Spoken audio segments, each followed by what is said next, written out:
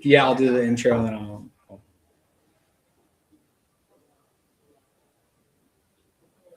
Good afternoon. My name is Chris Konetsky. I'm the president at BPC, which publishes the Business Record and DSM magazine. We're excited today to do the 40 Under 40 live announcement of the class, and we're going to have an opportunity today to hear from each of the 40 Under 40s. They're here getting photos taken, getting a chance to get to know each other and meet the other classmates as well. So I haven't had a chance to get to meet them. This is always fun for me because I get a chance to get in and meet them and learn a little bit about them before the 40 Under 40 event. So sit back and enjoy. We're going to be bringing people in. This is going to be live, so people come in and shuffle in and out. And we've got our first guest with us today. So go ahead and sit on down. All right. So we're going to have you introduce yourself. Give us a name and what you do. Yeah, my name's Dr. Well, you don't have to call me doctor, but Ngozi Bokwa. I lead Bright Horizons, our learning and development department. Been doing that for now about 3.5 years, and then also do some stuff with organizations. Okay, well, my son and daughter were products of Bright Horizons. Really? Yes, well, Okay. partially anyways. So. Awesome. So congratulations on 40 Under 40. So we're going to be asking you some questions here. So Sure. you don't know what these are, and we're just going to get you off and running. So tell us a little bit more about the role you're in and some of the things that you do. Yeah. So at Bright Horizons, I lead a team of instructional designers, and what they do is they develop training for the organization. So Bright Horizons, as you know, is more childcare. But what I do is I run their corporate headquarters and develop training for that. So anything like performance management, talent management, learning and development, leadership development, the whole gamut of things. And then on top of that, I am the president of ATD Central Iowa. So it's a chapter here in Des Moines, really focused on talent development. I know that's a really big thing for Des Moines right now. We can't have any conversation where workforce development isn't part of it. So yes, I definitely agree with that. And then I'm also on the board of the Iowa International Center, One Voice DSM, and then the Jacobson Institute as a board member as well. like most of our 40s, you bet you don't have very much extra time, I would imagine. I know. Yeah. What's one goal that maybe you're working on? So to add a little bit of a spin on things, I've actually started a business. It's called Envision Career Solutions. And so my goal really is to develop that business and grow that business. Of course, also have my full-time job, but really wanting to elevate that and get that off the ground. And what are you trying to solve for with the business? What's the opportunity that you see? Yeah, so that's really going to be focused on that leadership development, talent development, any of those types of needs. I'll be able to help organizations, businesses, what have you. Great. What's something unique about you that maybe people don't know? So I do not like coffee. No coffee? I don't Okay. know how many people don't like coffee, but I hate coffee. The smell's okay. I just don't like the taste of it. I've just never been a fan. Okay. Is there a replacement that you have to get yourself through? Those that know me know that I'm a big smoothie person and a juice drinker. Anything that's like fruity, juicy, I just absolutely love. All right. So last question I have for you is a wish maybe for the Central Iowa community. That's a good one. I think I would love to see more people in Des Moines. I think there's so many opportunities. People don't know that Des Moines is like a hidden gem. You know, there's so many little places and bakeries like Nadia's Bakery and, just some really cool things that I just don't think people know about. So I would love to see more people come. Well, thanks for joining us and congratulations again. Thank you. All right. We're going to go ahead and bring on our next guest. Come on in. We're already live. Welcome. Thank you. All right. So introduce yourself and what you do. I am Sarah Donovan, and I am the manager of access and engagement at Broadlawns Medical Center. Great. So tell us a little bit about that role and some of the things that you do in it. Yes, so I oversee interpreter services, community health education, and community health navigation, trying to increase access to care for Polk County residents. Great. And outside of work, what are some of the things that you're involved in? Yes, I participate in a lot of coalitions through public school organizations and education-focused groups. So work closely with the By Degrees Foundation out of North High School Central Campus here at Des Moines Public Schools, trying to increase awareness of healthcare careers for students. Great. So one question we ask is, what's a goal that maybe you're working on personally or professionally? Yes. Professionally, we're really working to expand our community health education series. So we are partnering with a community organization each month to deliver education on the topic of their choosing, trying to increase our reach. Okay, what's a topic maybe that you've tried to address recently? Yes, so we focused on brain health and memory care, and we presented that at Knock and Drop, Iowa. One of our physicians presented that, and we were accompanied by our interpreters, and so we're able to deliver that in English and in Spanish. Okay, so brain health, tell me, what did you learn from that? Yes. Now I'm going to test your memory, but Yes, it was a really, really all-encompassing presentation. Yeah. So we talked about early onset symptoms of things like dementia or Alzheimer's and what to be aware of, and then different considerations that we can have in order to think about prevention. So what kind of actions can we be taking now to reduce our likelihood of some of those things happening later in life? great. Okay, favorite local tradition to take part in? Oh, I love the World Food and Music Festival. I don't think you can beat a $2 bite. And it would be nice when it's that warm out again as well. So, Yes. all right, last question, something unique about you that maybe people don't know. I really like photography. I was the photo editor of my high school newspaper, and Okay. I've loved it ever since. Well, good. Maybe we'll have to get you on some freelance assignments here for Business Record and DSM. Yes, would be happy to. All right. Well, Thank thanks for you. joining. We really appreciate it. Thank you so much. All right, we're going to go ahead and bring our next guest on in.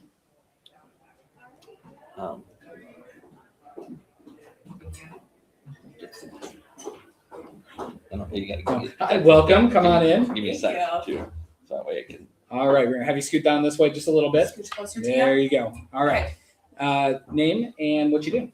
Yeah, my name is Cheyenne Vanderwall, and I'm a commercial relationship manager at Vision Bank. Great. So tell us a little bit about that role and some of the things you do. Yeah, so I get to manage the commercial relationships there. It's a glorified name for being a commercial lender. So I get to take on complex loans and banking my commercial clients. Great. Outside of work, what are some of the things you're involved in the community? In the community, Alpha Women's Center, Meals for the Heartlands, really anything that involves families, children, that's near and dear to my heart. So I tend to gravitate towards those. Dorothy's House is another one. Yeah. Tell me a little bit about why those areas and some of the reasons that you're involved in those. Because I'm a single mom. Okay. And, I like to support the people like that in our community because I know it can be really hard some days. And then the extra support can mean the difference in the world. Good. What's one goal that you're currently working on? A goal. Could be professional, could be personal. Yeah. So that one's a tough one for me because I just reached my 5-year plan. So I'm currently on the docket to find another project and another goal. I roll off the board of crew this year, so I'm going to be looking for another board to join. I'm sure you'll have no 2027. shortage after this of people reaching out your way. So, Yes. so you might want to make sure you know what you want to prioritize. Yep, absolutely. I'm looking for a challenge. I like to lean into challenges, and so I need to find something that makes me uncomfortable because my growth tends to happen when I'm in those types of positions. Great. All right. Last one for you. What's something unique that maybe people don't know about you? Something unique that people don't know about me. I would say I tend to thrive in high pressure situations. Being a single mom, a sports mom, being at the place that I am in my career. I like to, some people joke and say that it is adrenaline junkie, but I like to think of it more as a coordinated chaos. I was going to say, managing all those relationships through work, but also through your nonprofit work, it's got to be a lot. So appreciate all the things you do for the community. And congratulations again. Thank you. All right. Thanks. Have a great day. All right. We got our next one coming on in. We're already live, so come on in. All right. So introduce yourself and share where you work at. I'm Becca Manaloni, and I work at ITA Group. Okay. So tell us a little bit about your work at ITA and what you do for them. Yeah, I oversee our marketing creative team. So we're a team of writers and designers, and we're in charge of all of ITA Group's brand marketing. So website, social media, blog posts, white papers, ebooks, all the things. Proposals, internal folks. And for those that might not be familiar with ITA Group, talk a little bit about what some of the work is that ITA Group does. Yeah, so we manage engagement solutions. So events, incentive travel, channel partner solutions, customer solutions. For some of the world's largest brands. The travel portion, I imagine that's got to be has been a big change in the last few years as far as conferences and Yes. of course the fallout from COVID and business travel. What's that been like for the business? Oh, yeah. Well, we had to really adapt, obviously, Yeah. with COVID, as most businesses did, and events and incentive travel are a large part of our business. So we've really diversified our solutions, which has really helped our business be so successful. We've experienced 65% growth in the last 3 years, so really doing well. We've acquired a lot of companies globally. I think I just saw one recently. Yeah, as we well. just had 2 acquisitions in Europe. That was in November. So Do you get to travel to those ones? Is that I don't get okay. to know. I would love to. Maybe you but- should work that into this. Yeah. Right? Yeah. So outside of work, what are some of the things that you're involved in the community? Yeah, I love to volunteer. So my partner and I are really involved with Drake University. We're both alums of there. We helped with their NIL program, the name, image, and likeness. That has since gone in-house at Drake, but we're still really involved with the fundraising and events planning for the men's and women's basketball teams. I feel like we could probably do a whole separate interview about that Yeah. experience during the wild, wild west of that period of It time. truly is the wild, wild west. Yeah, but it's been really How did you fun. find yourself into that situation with just with the love of Drake? Is that where? Yeah. Yeah. We've always been pretty involved Yeah. at Drake, and so just through various connections, we got asked to help with the NIL Right. organization, and yeah, then it just kind of expanded from there. But All right. we're involved with Drake, and then help with Big Brothers Big Sisters, volunteer with Planned Parenthood, help with Be Well Foundation, and then also volunteer with Love and Beyond Cancer. Great. What's one wish maybe for the community that you'd hope for the community as going forward? I would love for better healthcare access for the community. I think there's been a lot of legislative changes that have changed healthcare availability and access Mhm. for underrepresented communities, and I would love for that to be a larger focus for Central Iowa. What's something unique about you that many people don't know?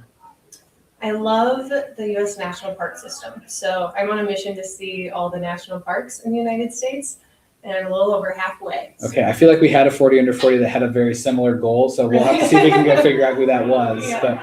But what's your favorite one? Oh, everyone always asks me that.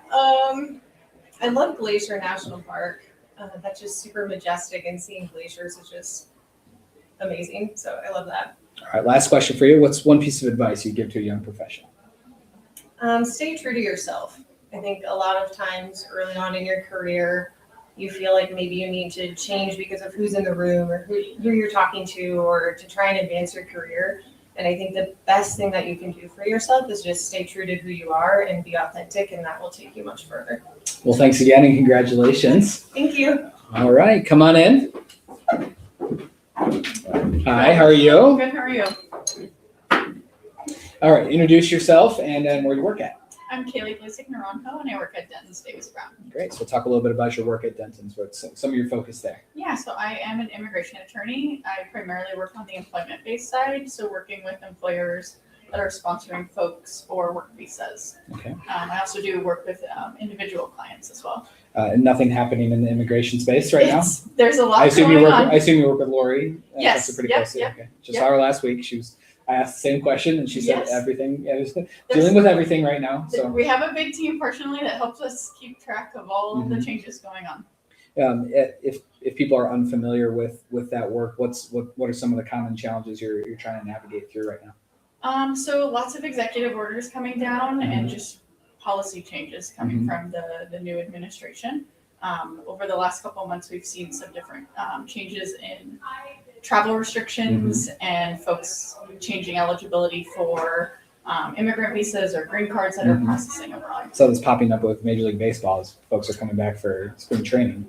Yep. Or trying to come back and having challenges. So Yeah. I Yep. imagine it's a lot. Slowdowns at the consulates abroad to get those visas. Not sure. Well, what about outside of work? What are some things that you do in the nonprofit community? So I have served on the board of Cultural for about 5 years. Great. They're an excellent organization. They do a lot of work with schools and businesses around the metro, but also across Iowa. Just helping bring kind of training and education about different cultures, again, into schools and businesses. We partnered with them a couple times, and Sherry actually worked for Business Record a long Yep. time ago. Yes. So it's always nice to see former BPC folks doing great things. What's maybe one goal that you're working on right now? Lots of work goals. I guess I'll talk about a personal goal. Moved into a new house about a year ago, so we've been trying to furnish that and get everything kind of up to speed there. How's home and ownership comfortable. going? It's been good. Good. Yep. So that's a fun project that's always ongoing. Good. What's one piece of advice you'd give to young professionals? To say yes to different opportunities. Sometimes it's good to be pushed outside of your comfort zone a little bit, and saying yes to something that you might not otherwise go to, or an event you might not be comfortable attending. If you don't know anyone, at least try to meet one new person while you're there and have a good conversation. All right, last one for you. What's one wish for the community that you'd have? Oh gosh. Probably just to keep thriving and having new and exciting things coming to Des Moines, to keep attracting more people, and making it a more fun and better place to live. Well, I appreciate you taking the time to join us today, and congratulations Awesome. again. Thank you All right, so thank much. you.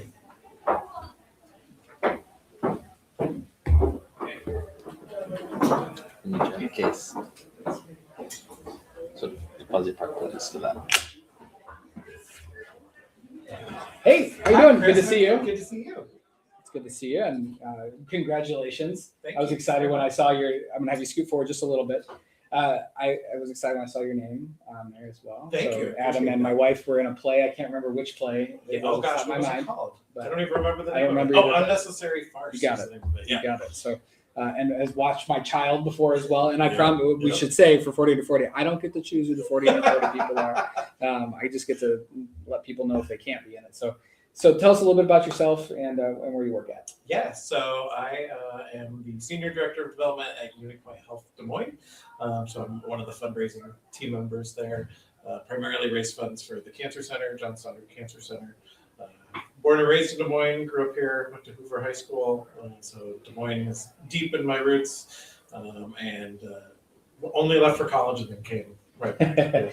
Well, tell us a little bit about your role at Unity Point and some of the things you're trying to accomplish there. Yeah, so I oversee our adult hospital fundraising team. So that's really anything that isn't Blank Children's Hospital. So you can imagine there's all sorts of areas of the hospital, from cancer, cardiology, mental health, that need support. And the biggest things we raise funds for are things that are not reimbursed by insurance, which is a lot more than you might think. What are some things that would look like? Yeah, so specifically at the Cancer Center, we have things like massage therapy, music therapy, art therapy. We have free counseling programs, so patients can get into mental health services right away and not have to experience a delay in their care. We've got free meals for cancer patients. We have a team that are called navigators that walk with patients through their whole cancer journey, who are really critical to helping patients navigate their cancer care. And that's a service entirely funded by philanthropy, and that team is really critical to the care we provide. And then we raise lots of funds for different equipment, new technologies, things like that are innovative and maybe bring new technology to Des Moines. And so that's our biggest things. Coming out of COVID, what has that been like for the hospital and you from a fundraising perspective? What's that environment been like? I'm just curious. Sure, yeah. So actually during COVID itself, Des Moines was really supportive as a community. They really came out for the hospitals. We actually maybe had too much support and we didn't know what to do with it all at once, yeah. right? Like it was like, oh no, which is a great problem to have. And then I would say, things just sort of naturally shifted and changed. What we found is that our teams are as busy as ever. This flu season has been really challenging. And so I would say, not much has changed really. Like it's still the day-to-day work. We're just sort of back to more normal, but we're really like at maximum capacity all the time. Well, I imagine the long tail coming out of that period of time where everybody was hands on deck like that has to have an effect too. And like any business and organization, that has to happen. Yeah. Outside of work, what are some of the things that you're involved in? Yeah, so I'm involved pretty heavily in our community theater scene here in Des Moines. I was just in Frozen at the Des Moines Playhouse. Okay. Did you Yes. play Olaf? No, I did not No? play Olaf. Okay. I Well, was that's the a Duke good of guess. Wesselton. Okay. Alright. Yes, absolutely. Which is tons of fun. And I'm also on the board of directors for a theater called Des Moines Young Artists Theater, which focuses on our youth, ages 8 to 18, and giving them experience. Actually, shout out this weekend, Winnie the Pooh opens at the Stoner Theater. So if you've got little kids, come see Winnie the Pooh. It's a great, fun little show, really cute. All right. Is there a role you'd like to play at some point in your life that you Oh my just haven't gosh. had a chance? You know, that question always gets asked, and I would say I've already played the two roles that I've most Okay. wanted to play. What were I those? played Charlie Brown, Okay. and You're a Good Man, Charlie Brown. I think we saw that one. And then I played Uncle Fester. Okay. In the Addams Oh, Family. great. Yeah, so I've already kind of like checked. Maybe if people know the producers, Max Bialystock could be a dream role up there for sure. Good. What's a favorite local tradition that you like to partake in? I love the Arts Festival. You can't go wrong with that. It's just the food. For Unity Point, it's a short walk for us from work, so we come down in the afternoon and just explore. And I think it's just so vibrant and a great representation of what our community has to offer. All right. What's one last question? What's one piece of advice you'd offer to a young professional? I would say just do things. Just put yourself out there and get to work. You never know who you're going to meet or what opportunity might present itself just because you've gone out of the comfort zone and done something. And it's easy to make a difference in Des Moines. There's so many ways you can get involved and people you can meet. And so I think those connections that you make are going to serve you well. Well, I appreciate it. And Thank you, thanks Chris. for being Appreciate here, it. and congratulations again. Thank you. All right. Hey, another familiar face. Welcome. How are you? Good to see you. All right, Sarah, introduce yourself and what you do. Yeah, Sarah Zeiler. I'm the executive director for Unity Point Health John Sutter Cancer Center. All right, so we're getting back-to-back Unity Point folks. Yes. So tell us a little bit about your role with Unity Point. So I lead all the cancer-related services at Unity Point Health in the Des Moines market. So that's medical oncology, radiation oncology, support services, genetics, infusion, kind of a whole bunch of things. I hope you never actually know about. I hope so. Also, the topic of cancer has been in the news a lot lately. It was part of our economic forecast, actually. People are talking about the rates of cancer. So just curious how you are in the organization are trying to approach that topic and some of the news about that. Yeah, there's a lot of ways to approach it. Number one, sort of the cancer incidence, there's more cancer patients. So as cancer care providers, we want to make sure we're equipped to take care of our community. I also think that as a cancer center, we have a really important role in cancer prevention. So we spend a lot of time, and a lot of our team is very passionate about getting out in the community, talking about cancer screening, cancer prevention, and then of course, keeping our eye on policy issues that will support reduced cancer rates. Outside of your role at Unity Point, what are some other things that you're involved in? So I'm involved in the YMCA Supportive Housing Campus. I've been on their advisory board for a couple of years, so that's been really interesting, and I care a lot about making sure our population is housed. When you think about, even at the cancer center, sometimes cancer is actually not our patient's biggest issue. It's their housing insecurity. And it's really hard to focus on cancer prevention and your health if you're worried about where your next meal or you're going to sleep that night. Another area I just got involved in that I'm really excited about is American Heart Association. I have a personal passion for cardiovascular health. And Now I know a little bit about that background. So tell a little bit about why the passion for that area. Yeah. So I was born with a genetic heart condition called hypertrophic cardiomyopathy. We kind of knew about it all through my childhood. It was confirmed through genetics when I was in college. And then I ended up having an event. I didn't have cardiac arrest, which unfortunately a lot of people who have my illness, that's how they find out. But I had a different kind of event that led to me getting an internal defibrillator placed. And I know that because we were on a kayaking trip Yes. with some folks, and the kayak tipped into the water, which that's a no-no, I would imagine, for that situation. Yeah, I was shocked, I think, 3 times that day. Luckily, it was all fine. No cell phone service, so it could have been really bad if there was a cardiac event, but grateful for my defibrillator and modern medicine for sure. And your future husband saving your life, of course. Of course, Right. yes. Of course. What's something maybe that you believed as a kid that when you were younger that makes you laugh now? So I was thinking about this question, and I grew up in Wisconsin, and there were certain words we used for things in Wisconsin that I didn't realize weren't widely known, like a bubbler for drinking fountain. Nope, didn't know that one. Yeah, yeah. And then I learned this one recently with my kids. We called it underduck, but apparently here or at most other places in the world, it's underdog. Oh yeah, Like when you, like, underduck. run? Wait, underduck. Underduck. Okay. Nope, yes. did not know that. So, Yeah. So there's lots of like funny Wisconsin words. That's just how I grew up. yeah, like go Bears, right? No, yeah, okay, that's sorry, not no, our that's right. vocabulary. Okay, gotcha. Okay, second to last question. What's one piece of advice you'd give to a young professional? From a leadership perspective, I think leadership is really something that takes practice, just like anything else that you want to be good at. It takes, you make mistakes, you need to have good coaches, good mentors. I think it's really important to learn from leaders that you admire and figure out what's authentic to you. I think being an authentic leader is really important. When you're trying to be like someone else, usually people can tell and it's not as effective. Last question then is what's a goal you're currently working on? Actually, it's a little bit related to my work with American Heart Association. So trying to step outside of my comfort zone and figure out how I can use my voice, specifically in like state policy. So it was about 2 weeks ago, I actually testified at a subcommittee hearing up at the Capitol, which is the first time I've done that. I was a little bit outside of my comfort zone and sharing my personal story. But that's something that I've been How did you get working involved with that part? Through the American Heart on. American Heart Association? Association, yeah. So the bill that they're working on is to make sure that schools are required to have cardiac emergency response plans. So that's obviously something I luckily never needed to use an AED when I was in school, but I was in athletics. It could have been me, and I want to make sure all of our schools, no matter where they are in the state, that they're prepared. Well, congratulations again. It was fun to see your name pop up on the Yeah, list. and thanks, Chris. Congratulations. Thank you. All right, take care. Hi, welcome. Hello. How are you doing, Megan? Good to see you. Good to see you. All right, tell us a little bit about yourself and where you work at. I'm Megan Garrett. I'm the Director of Communications at Care Initiatives in West Des Moines. Great, and tell us a little bit about that role and what you do for them.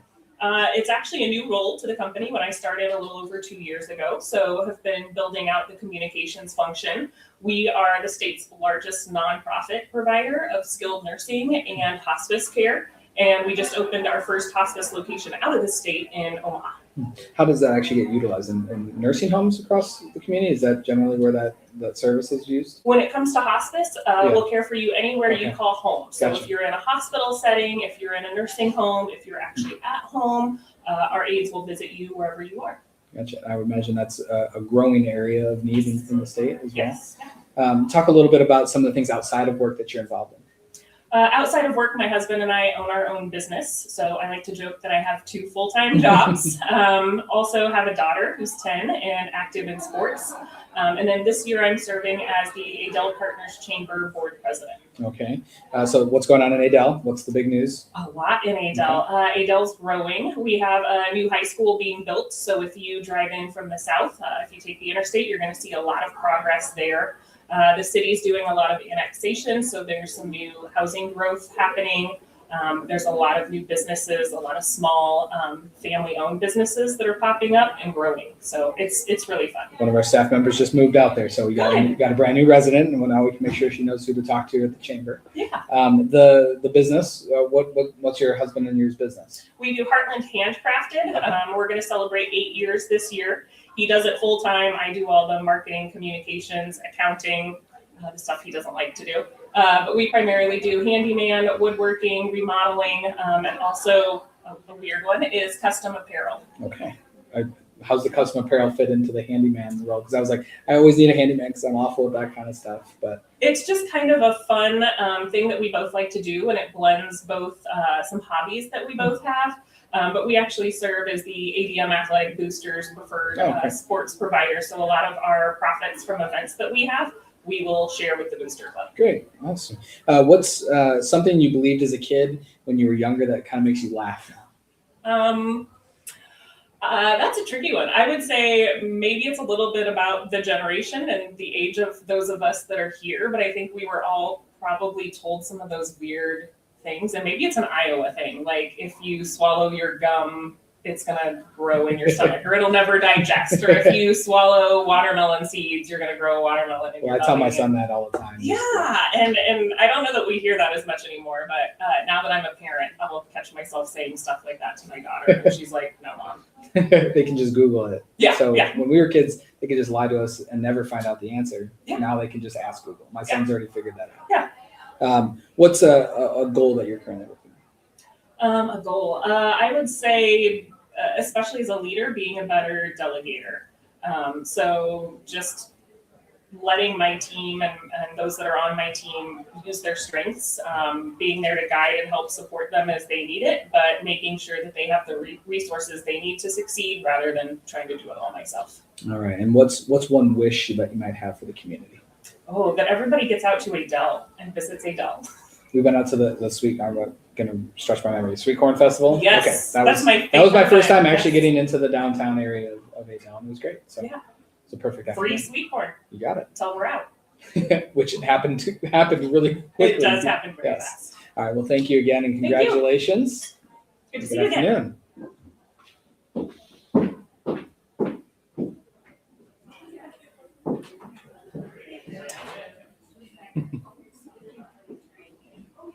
Welcome. All right, hello. How are you? Good, how are you? I'm Paige Jaeger. Congratulations. Thank you. All right. So introduce yourself and where you work at. Yeah, so I'm Paige Jaeger. I'm the Chief Operating Officer for ChildServe. Great. So talk a little bit about, if people are unfamiliar with ChildServe, what ChildServe does. Yeah, so ChildServe is a healthcare provider in central Iowa, but also in eastern Iowa and Ames. And we provide care for kids and young adults with special healthcare needs on the inpatient side, on the outpatient side, and then we also have group homes and some community-based services as well. So really important for the community. So as a chief operating officer, what's maybe a goal for ChildServe that you're trying to work towards? Yeah, so major changes happening with ChildServe right now. We're currently licensed as a skilled nursing facility, and we're working through changing our licensure to a hospital. And so we will be the first and the only pediatric specialty hospital in Iowa. What does that mean for what you're able to provide? It actually really helps stabilize who we are for the future so that we can continue to grow services for these kids with really complex medical needs. And so it just helps us really with our strategy for the future and serve more kids throughout the state. Great. What's outside of work, some of the things that you're involved in? Yeah, so I'm actually just joined the board of Can Play, so I'm getting acclimated to that. I'm very active. I'm gonna stretch my memory, but I believe a former 40 under 40 is Yes. is it Dylan? There's probably a couple of Okay. them, but the board chair was Okay. 40 under 40 Great, as okay. well. Yeah. Sometimes they take in my brain. I'm like, we've done this now enough that I've got enough 40 under 40 history. So. Yes, absolutely.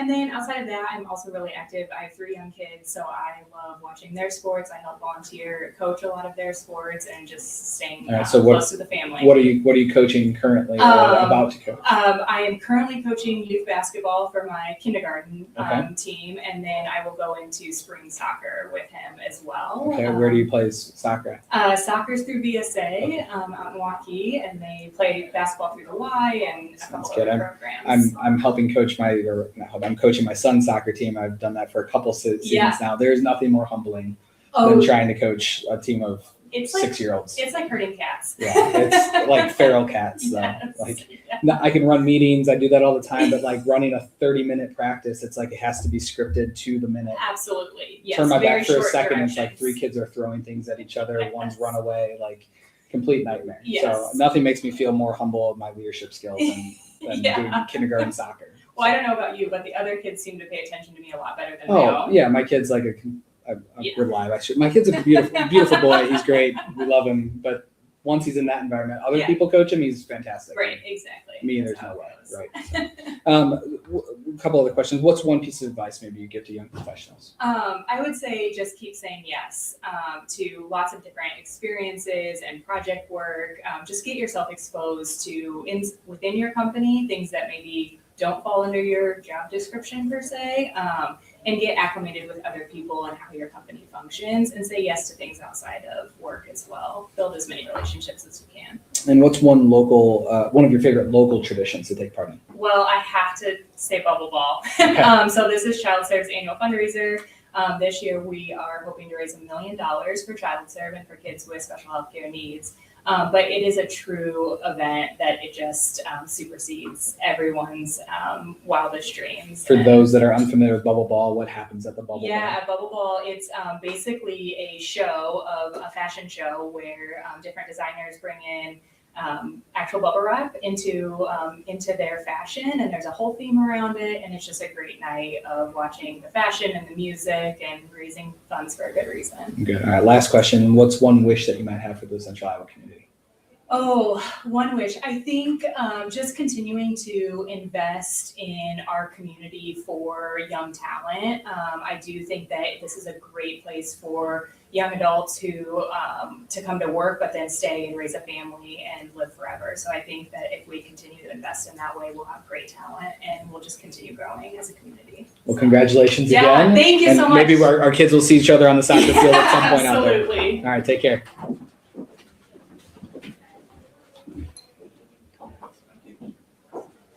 Hi there. Welcome. Congratulations. Thank you. All right. Go ahead and introduce yourself and where you work at. Charlie Powell, I'm an urban planner with RDG Planning and Design. Great. So talk a little bit about urban planning and some of the things that you do. Yeah, urban planning is a very broad field. What I focus on mostly is citywide comprehensive planning, housing market studies, development regulations, and dabble a little bit in active transportation when I get the opportunity. Are there some projects that maybe people be familiar with that you've had a chance to be a part of? Yeah, as far as in the metro, we're currently actually kicking off some planning work in Altoona, citywide plan, downtown planning. We did the Future Forward Des Moines downtown planning effort, and I was able to help behind the scenes a little bit on that one locally here. And we've done stuff statewide too, all across the state, but we work all across the region from Minnesota to Oklahoma, from Indiana to Wyoming. What do you want people that aren't in urban planning to know about urban planning? What are some of the things that you think everybody should know? Yeah, I think one thing that people often ask me about is, oh, you build buildings or you place buildings or what? Yeah, we say where things should go and where mobility routes could go, but I think what people should understand is it's really about people. We really are about helping people, speaking for the people that can't speak for themselves, whether that's improving quality of life, making sure that they have affordable housing, quality places to live. So we do deal a lot, almost all with the built environment, but it's really more about people. So. All right, so you've got to be able to walk into a community. What's like something that would bug you as an urban planner that you're on? Come on, what are we doing here? NIMBYism is bad, Yeah. not in my backyard. Yeah. It's almost everywhere right now we go. Mhm. It could be related to housing, it could be related to any development. And a lot of times it's just misunderstanding. It's usually not ill-willed. Yeah. So able to get those people a room and explain to them, usually then it's fine. Yeah, what's one goal that you're currently working on? Yeah, there's a lot of interesting things going on right now. I know just something off the wall that my wife and I have been working on as of our New Year resolution as we're both kind of taking up trying to learn Spanish.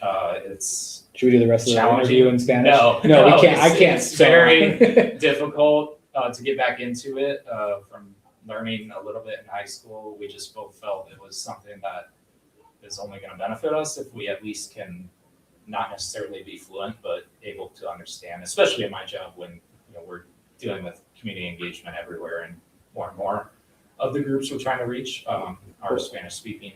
Well, I wish I'd taken your pathway. I recently was in Mexico and ended up in a riptide, and I was trying to communicate in Spanish with the folks, and I was telling them to run left, not swim left. So it's important to be up to speed. So I remember tranquilo, calm, but okay. What's a favorite local tradition for you to partake in? Yeah, I'm a big runner, so the running community here is really great, and nothing tops it off like drink relays. It's a fantastic week, really kicking off the road races on Saturday, and then the events all week. Unfortunately, past couple of years I've had to project travel for work, so I haven't been here for the actual races, but love volunteering, being out there. That's great. All right, last question. What's something unique about you that maybe people don't know? I would say, so there's a lot of people don't realize this, but there's over 900 municipalities in the state of Iowa, incorporated actual cities. Obviously, a lot of those are farm towns and stuff, but I've been to over a third of them. And I don't mean just driving through, actually physically been to their towns and looked around. I think that's probably going to be one of the higher ones in our state. So, well, congratulations again, and we'll look forward to celebrating you at 40 under 40. Great. Thank you. All right.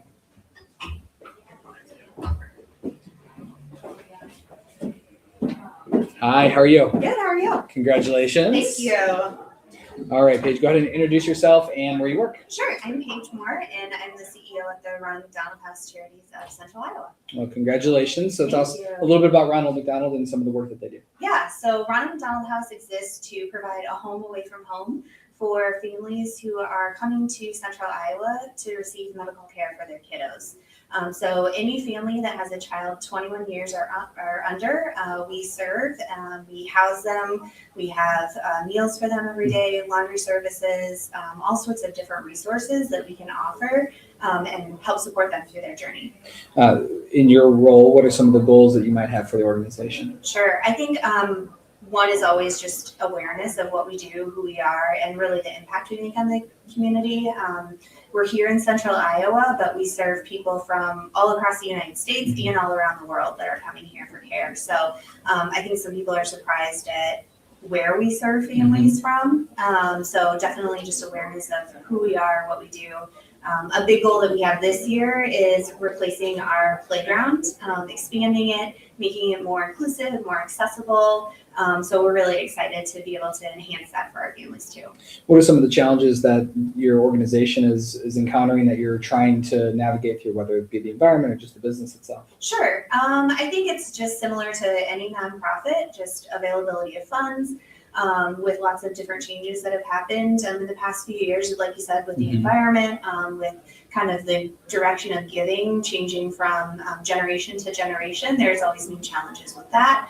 So we're really just trying to make sure that we have a good strategic long-range plan so that we can remain sustainable and here for the families. Great. What's one piece of advice that you'd give to other young professionals? Sure. I always tell people to stay flexible and keep their minds open. My background is healthcare administration, so I never anticipated being in a role like this when I graduated, but it was absolutely the best thing that has ever happened. And I think if you are always focused on your plan, you may miss opportunities that would change your life. And what's a wish you might have for the community? Oh, a wish for the community. I think just more conversation and collaboration, again, particularly among the nonprofit space, on how we can work together. We're serving a lot of the same people, so how do we pool our resources and make a greater impact for those families or for the community? All right, last question for you. What's something unique about yourself that maybe people don't know? Oh, goodness.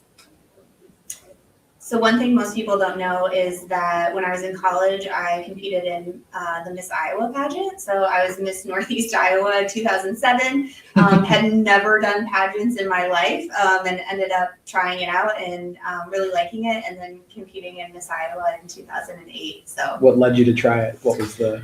I worked at a daycare, and one of my co-teachers was like, "Do you have a talent?" I was like, "Well, I play the piano." And she's like, "Perfect, you'd be great for pageants." So I said, "Okay."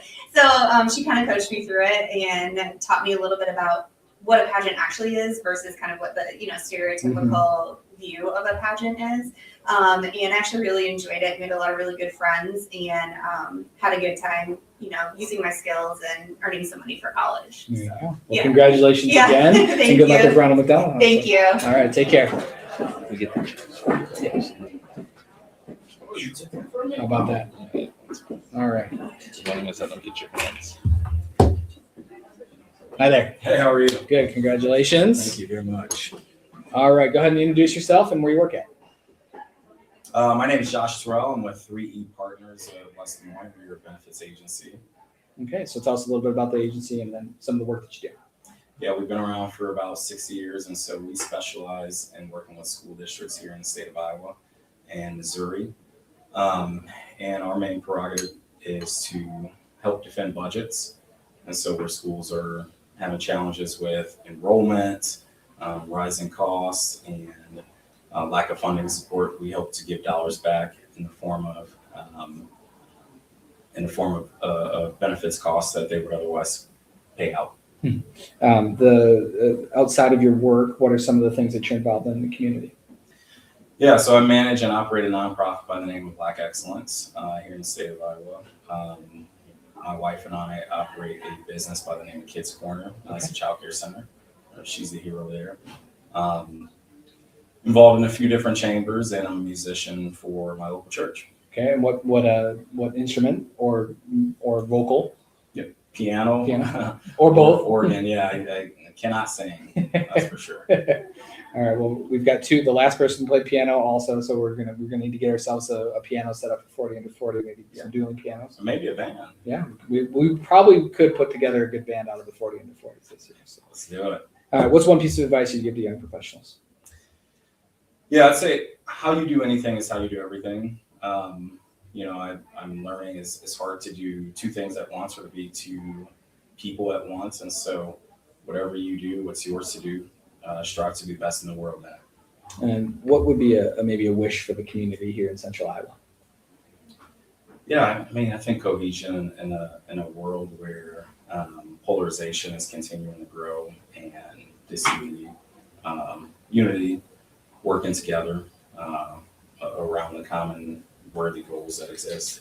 All right, last question for you. What's something unique about you that maybe people don't know? Yeah, I'm an introvert naturally. That's masked as an natural. So welcome to a podcast. There you go. I operate habitually as an extrovert by way of the work that we do in career and community. But I enjoy a long time fishing, golfing, and playing the piano. That's good to see. So congratulations again. Thanks for everything you do for the community. Yeah, thank you. All right. Hi there. Welcome. Thank you. Congratulations. Thank you. All right. We're going to have you introduce yourself and where you work at. Okay. My name is Allie Kreinbrink. I am a partner at Vessel Technology. We are a recruiting staffing firm here based in Des Moines, and we have been in business for 6 years. Great. So tell us a little bit about the work there and some of the things you're trying to achieve there. Yeah, so we are a recruiting and staffing firm. We focus on IT placements as well as non-IT placements. We kind of have two divisions. Okay. We serve all of the greater Des Moines area. We have some clients out of state, but really focus here, helping people try to find their next career move here in the Des Moines area. What are you seeing in the employment market right now? We're busy. Yeah. Some people might say like our business is slow, but I feel like when our clients are, when one client's slow, another client is busy. So we really kind of see the ebb and flow of everyone's business, which is kind of fun and keeps things busy for us. Do you work with people that are seeking positions also, or just with the company side? Great question.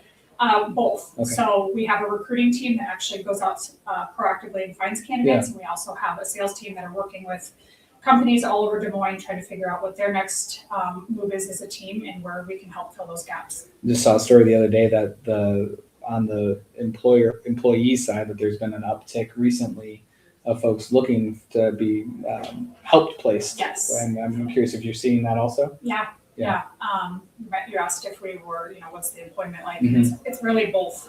Candidates are looking for companies that match their needs, and companies here in the area are really looking to grow their business with new talent, whether that's someone relocating to Des Moines. So that's Mhm. also a fun part of our job, is getting people excited to move to Des Moines. Yeah, that's one of the first indicators that I had seen where it was seeming to switch just a little bit, where there seemed to be more searching Yes. for individuals going on. So it'd be interesting to see what we keep seeing in the market. Yeah. So what's something that maybe you believed as a kid when you were younger that maybe would make you laugh now?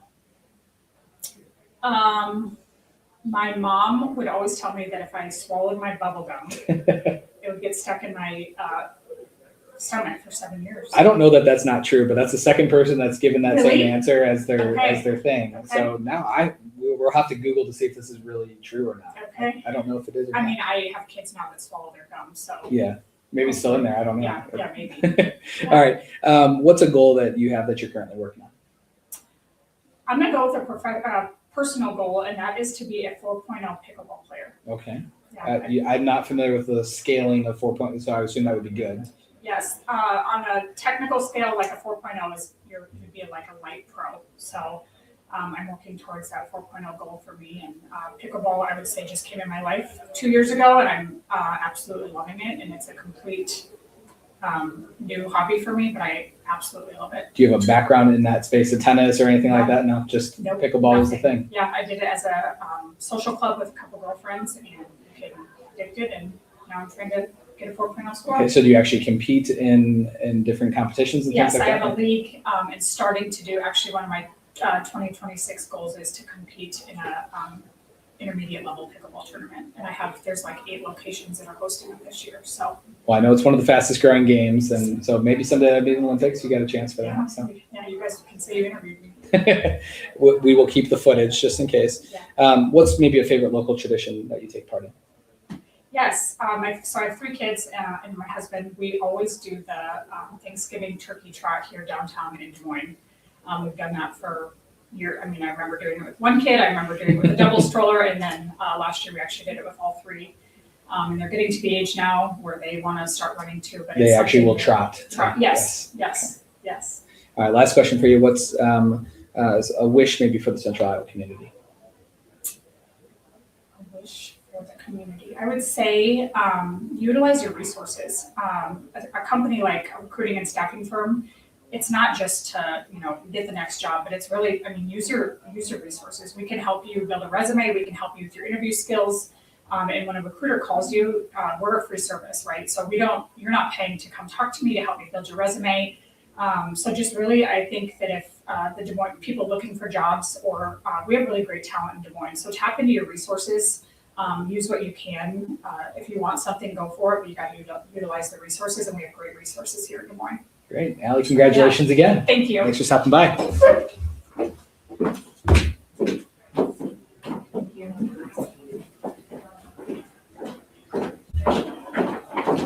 Hi, how are you? Welcome. Good, thank you. Congratulations. Good to see you again. Thank you. All right, go ahead and introduce yourself and where you work at. My name is Alicia Chilton, and I work at the Greater Des Moines Partnership.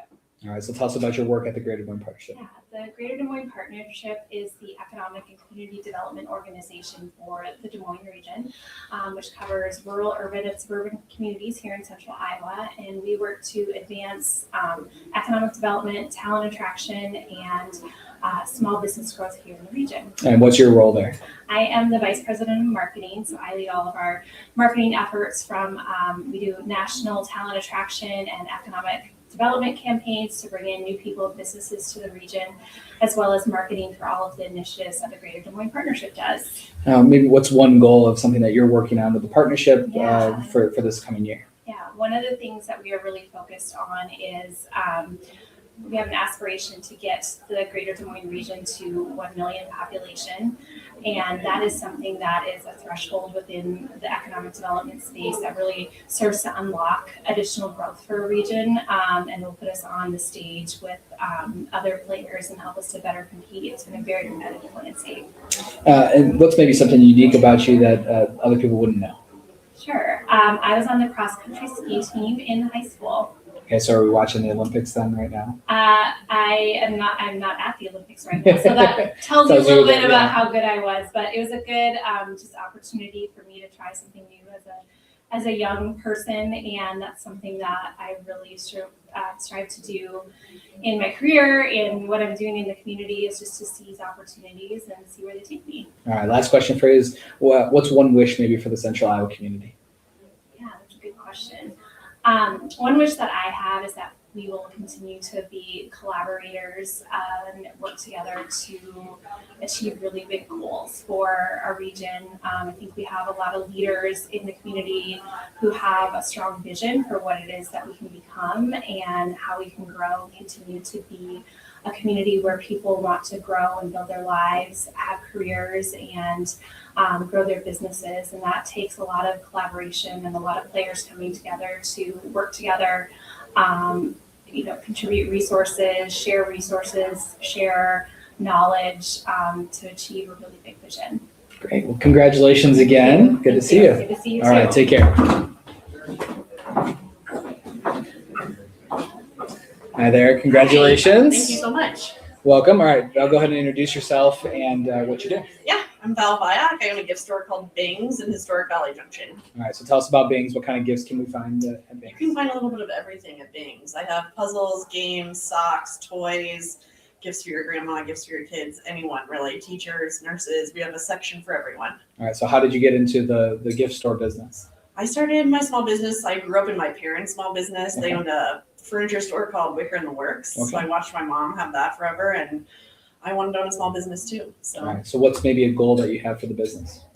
I want to keep growing the business. I think our online presence is something that's lacking right now. Of course, as the future takes over, everyone likes ordering things online. So I love meeting people in person. That's like part of my favorite thing of owning a business is getting to know the people. But we're gonna build our online presence more too. Great. So outside of owning the business, which I'm sure takes up a majority of your time, but what are some of the things that you're involved in the community? I founded Valley Junction Pride, so Okay. that's something that I'm really excited about. We'll have our third year this year in June. Great. And that takes up a lot of time too, but I find vendors. We have like a drag show, we have an art market. It's a full day family and fun event. Great. When does that happen usually? Ryan? June 28th Okay, this perfect. year. Come see it. Good deal.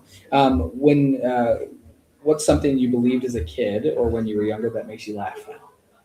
Oh my goodness. I thought Des Moines was really small when I grew up because I always heard people saying, "Oh, we're going to we're going to the big city." And now what I have found is Des Moines can be as big as you want it to be, and we kind of have a little bit of everything for everyone now. So Did you grow up here or someplace else? I did. I grew up here. All right. What's one piece of advice you'd give to a young professional? Oh my goodness. If you think of an event, for instance, I wanted to have a Pride event and I kept wondering in West Des Moines, how come no one hasn't done a Pride event? You got to just do it yourself sometimes. So I wish that more young professionals just went for it. It sounds hard and it's going to be hard, but All right, so my big idea is I wish there was some sort of consortium that when people had those type of ideas, something that you wanted to start that could give you all the infrastructure to get your ideas spurred off and started. So Yeah. that's my big idea that I keep pushing. Oh, very I don't good. really know where that should live at and how it should happen, but I Yeah. think there's a lot of Someone people that needs have to. ideas Yeah, that want to and just know, need don't know how to help. run an event, but they Right. would love to do something like that. Yeah. So, all right, well, Val, we appreciate you being here. Thanks so much. Congratulations again. thank you. Nice Thank to meet you. you.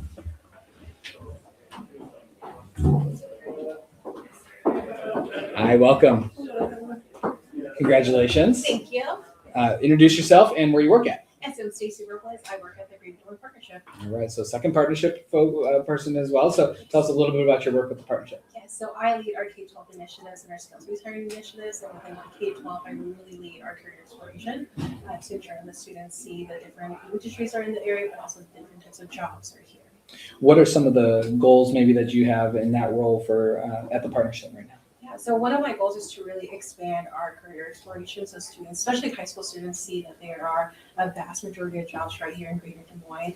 So just because you're going into like Mid-American doesn't mean that it's just you have to work with electrical, you have to even do HR. There's so many different things in that space. So really expanding what they can see to ensure they also have the opportunity to be able to get into those companies later on.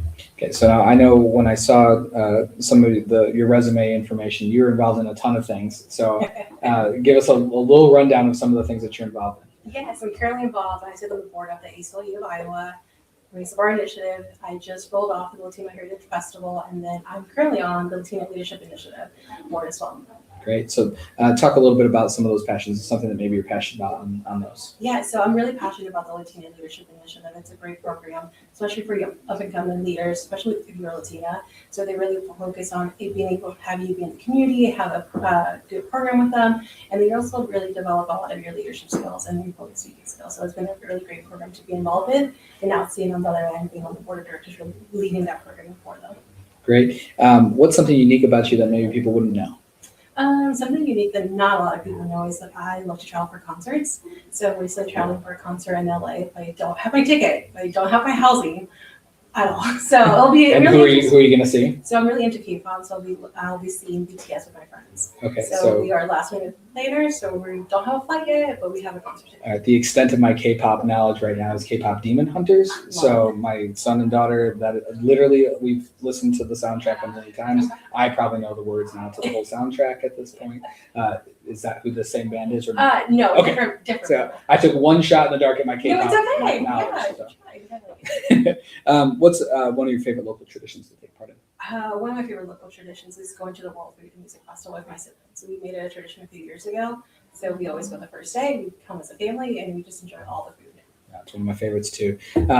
Last thing for you, what's maybe one wish that you have for the Central Iowa community? One wish is to continue for us to expand those career explorations. As someone that was a criminal justice major but not working in that field, I wish I would have had more opportunities to really explore the different things that are here, so then I wouldn't have to go through all the different jobs I had, just to kind of really figure out what my passion is. Great. Well, congratulations Thank again, and you. thanks for everything you do. Thank you.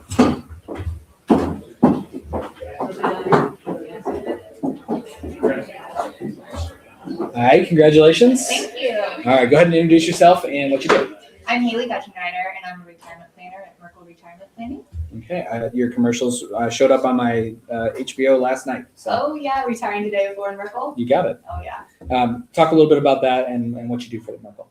Yeah, I'm a so I help people plan and make decisions around their retirement to help them feel confident. There's a lot of decisions that go into it. Then, what do I do with my money? There's what do I do with Social Security? How am I going to have health insurance and retirement? What do I do with my assets when I'm gone? So we are a comprehensive approach to answering all of those questions for them, and just really we provide confidence in retirement so that they can live their life. What are some trends maybe that you're experiencing or seeing from folks that are using your services? I would say the trend is that you can see the relief when they have a plan. A lot of people have saved all their lives, where it's really not a matter of do I have enough money to retire on, but more so, am I making the right decisions with my money? Am I making the best effective tax decision? So I just see the trend that peace and confidence just is there when they see the plan and they see the plan built around each other. So yeah. That's great. Is that what you meant? Yeah. Okay. What's something outside of work that you're involved in? I'm involved in Kids at Heart Foundation, which is a new nonprofit that I helped start up a few years ago. Great. We started it with a few young professionals, and we're in groups all across the metro, and our foundation is really there just to give back to youth-based initiatives. So the idea is that we were Kids at Heart, and we're just one generation removed from that, and that was a really fundamental stage of our life. So if we can help programs benefit or brand awareness, then to get the message out there. Well, we do a lot of partnerships with Big Brothers Big Sisters, but that's one thing that I'm heavily involved in outside of work. Great. What's a goal that maybe you have that you're currently working on? It's not necessarily a career goal, but I am a first-time mom. I just had my baby boy in August. Congratulations. Thank you. And he's the joy of my life. But I'm also now realizing that I am very involved in the community, very involved at work, and now I have this really big responsibility and priority at home. So right now my goal is to find some balance with all of that. And good luck. Yes, thank you. I don't remember. Somebody told me like trying to actually do balance is the wrong word to try to use that. It's trying to figure out ways to just ebb and flow it by the different times of life. And I think that's been good advice for me. So. Yeah, I think that's a really good vision of it, because life ebbs and flows. And right now I want to be more at home, more present and engaged. But I also want to continue to be ambitious with my career. And sleep, I'm sure. Oh my gosh, if that could be a goal, sleep training. Yes, we're not sleeping through the night yet. So. Taking care of babies. That's the one that we used. Okay. So I'll give that advice. We swore by it. It worked for both kids. I think we're probably just got lucky. So, but both kids have been good sleepers. Oh yes. my gosh. Okay. So taking care of babies. Free plug for taking care of babies. It's funny, if that was a baby gift like from my registry that somebody gave me, I need to log in and watch the videos. It's worth it probably. So what's maybe one of your favorite local traditions that you take part in? I love pumpkin patches. Every single year we go to the pumpkin patch and we find a pumpkin, we'll bring them home, we do a decorating contest, and then they sit out on our porch all fall. But yeah, the pumpkin patch is just home to me. So. All right, last question. What's something you believed as a kid when you were younger that maybe makes you laugh now? This is pretty silly, but I used to think like when the snow would fall, you would see the wind blow and you see those snow drifts on the streets. Well, when I was a kid, I used to think that those were friendly ghosts or spirits from above. And so every time I see the snowfall, it makes me smile because I think it's a message from a loved one in heaven. But I used to honestly believe those were spirits just coming around to say hello. Well, prove they're not. Yeah, right? Okay. yeah. Well, congratulations again. Thank you. All right.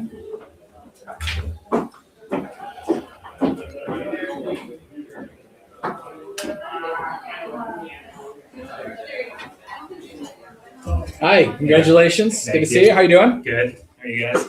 All right, Ryan, go ahead and introduce yourself and where you work. Yeah, Ryan Moon. I work for Delta Dental of Iowa. I'm our Director of Government Relations. Great. So in the government relations space, what are some of the things you're working on for Delta Dental this year? Up at the Capitol, I'm there every day representing our business, and anything that impacts our general business of our work, but anything that impacts dental insurance, and making sure that we continue to live by our mission of providing those healthy smiles throughout the region. Just monitoring a lot of bills and paying attention and making sure that Iowa is the best place for our organization and our employees. I was at the dentist this morning with my two kids getting their daughter's first teeth, and my son, he's got a cavity, so now we got to navigate that. So we'll be utilizing Delta Dental services. Love to hear Apparently, that. we were not good enough with our brushing with him as a kid, so That's okay. We can all be better. Right? yes. What's a goal that you're currently working on? I'm 2 months in my new role at Delta Dental. So, my big goal is learning. Survive the legislature the first year? Yes, Yeah, okay. survive session. We're in funnel week right now.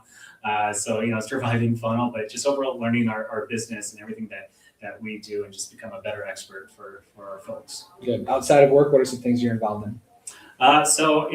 Right now I'm a father of two, so that takes a lot of my time.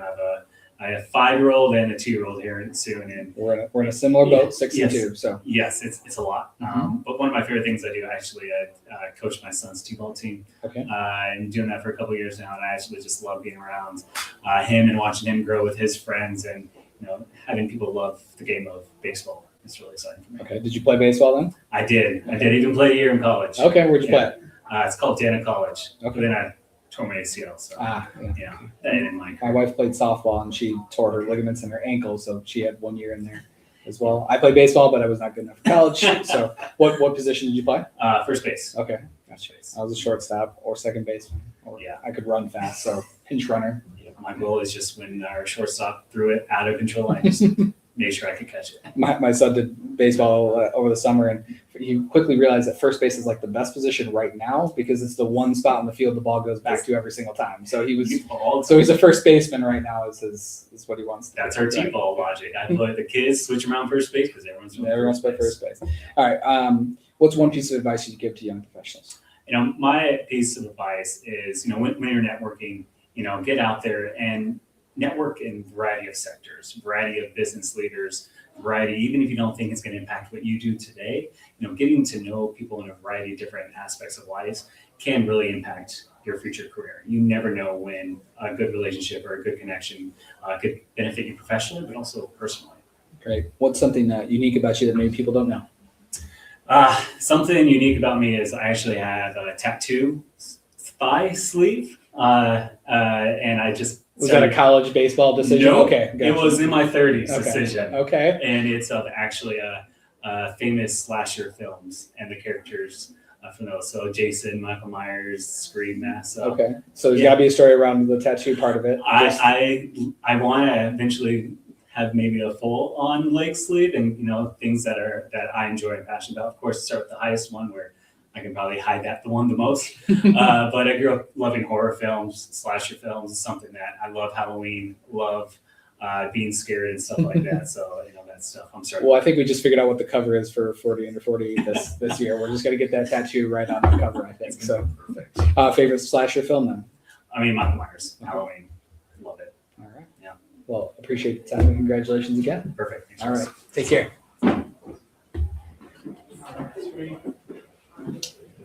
Sure. Yeah. Scoot your chair down this way a little bit. All right. How you doing? Greg, good to see you. How you doing? Hey, Mike. I'm doing all right. How are you? Good. Congratulations. Thank you. All right. Introduce yourself and where you work at. Greg Leggin. I'm the VP of Sales Delivery over at Paragon IT Professionals here in town. So talk a little bit about Paragon IT Professionals and what you all do. Yeah, so we're an IT staffing, project services, leadership solutions organization out of Des Moines. I think we're going on year 29, so almost 3 decades in business, headquartered on MLK, but we've also got offices up in Minneapolis, over in Omaha, and down in Phoenix. Okay. So we have somebody else from a staffing agency as well, and we were talking about that there seems to be some increasing demand around people that are looking for placement. I'm curious what you all are seeing just in the employment market right now. Yeah, in the employment market, I would say that the job market is starting to pick up a little bit.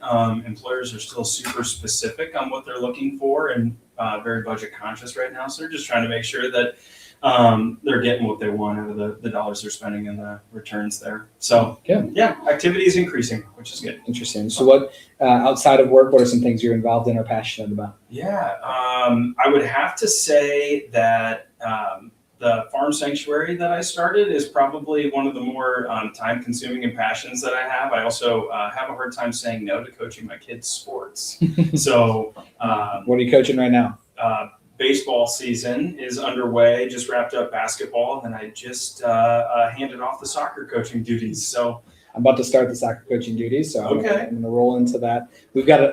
Everybody that's got, this is going to be a 40 under 40 thing, but everybody that's got kids doing sports, they're all coaches that are 40 under 40s. So I think that probably tells you something about the personality traits Oh, of other 40 100%. under 40s. So. Yeah, I knew when I had to stop coaching soccer, my only advice was to kick it. And I thought, what else are they going to do? That's actually all you need at that age too, is just kick it. Yes. And stop hitting each other. Yes, absolutely. What's something you believed as a kid or when you were younger that makes you laugh now? This might be the most Iowan answer I could ever give, but I was a big fan of Field of Dreams, and I thought people lived in the corn. So there's also a horror movie about that too. So it's yes. So yeah. Good. What's a goal of something you're maybe working on right now? So my wife and I believe in being a good neighbor in addition to the animal sanctuary stuff. So one thing that we started was an artificial Christmas tree drive. And a goal that I have is that every kid in Iowa has a Christmas tree. So yeah. We'll have to connect you with the Kindle Chris Kindle Market, who's a 40 under 40. Okay. And she was a 40 under 40. That was one of the things she was hoping to start at that point. Now she's got a market. So maybe we can figure out how to get those two connected. I'll make sure to make the connection.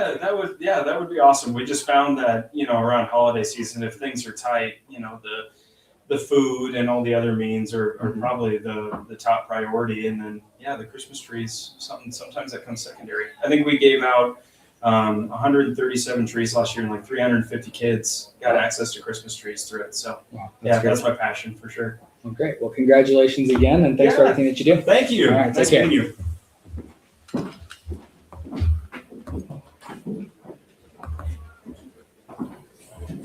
Hi there. How are you doing? Congratulations. Thanks so much. All right. Go ahead and introduce yourself and where you work at. I'm Marcus Kingman. I'm with the Des Moines area MPO. Okay, Metropolitan Planning Organization. So if people are unfamiliar with the MPO, I'm a little familiar because I covered it when I first started as a reporter. Yeah, so yeah. I got a little bit of background on it. But if they're unfamiliar, what's some of the work that you do? So we do regional transportation planning for the Des Moines area. We have 20 member communities, and our primary focus right now is heavily into safety, so safety of streets and traveling public. So. Let's talk. I know a little bit about the safety programs that are underway. What are some of the goals maybe that you're looking at there? Yeah, so we actually have a pretty lofty goal of getting rid of fatalities and serious injuries on our roadways by 2045. So we just actually got an award from USDOT of $5 million to help with future planning of that, to help move that goal forward. What are some of the things that lead to safer streets that grant funding will go towards, or other efforts that you have underway? Yeah, so we got a couple of corridor studies that are going to happen, one out in West Des Moines and Clive, and then one in Altoona. And then a lot of little studies throughout the region that'll end up producing smaller projects like improvements to lighting and intersection improvements. Great. Outside of work, what are some things that you're passionate about or working on? So I'm really passionate about cycling. So I work with the trails a lot. So I like riding the trails, of course. And then my family is a big one. I have 2 girls, 5 and 2.5, and then my wife, and we love to travel all together. So we took my littlest one when she was 6 weeks old to England for a wedding, and we just had a great time taking them on all the public transit that was over there. Great. You're the third or fourth person that's got a 2-year-old at the moment. I've got a 2-year-old. We ought to just get a daycare at 40 under 40. We should. Yeah, that'd be great. 20 under 2 or something. Yeah, there you go.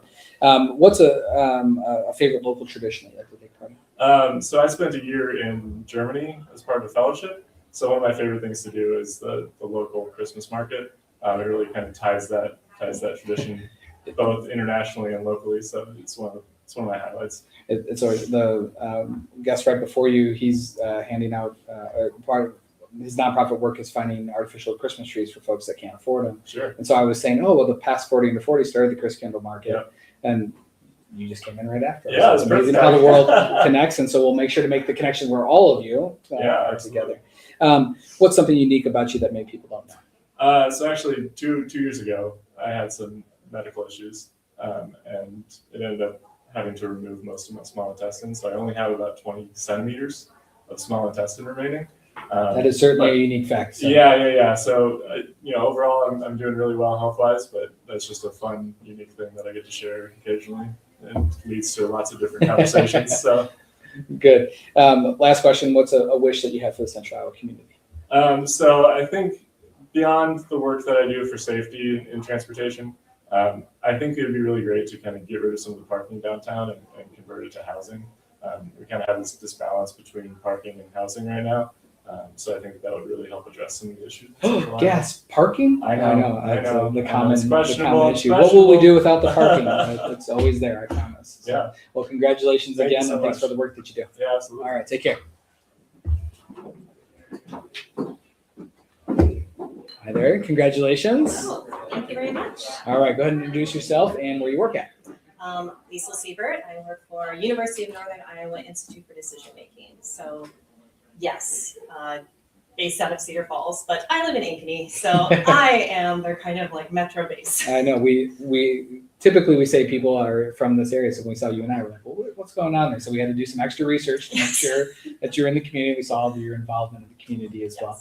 So tell us a little bit about the decision.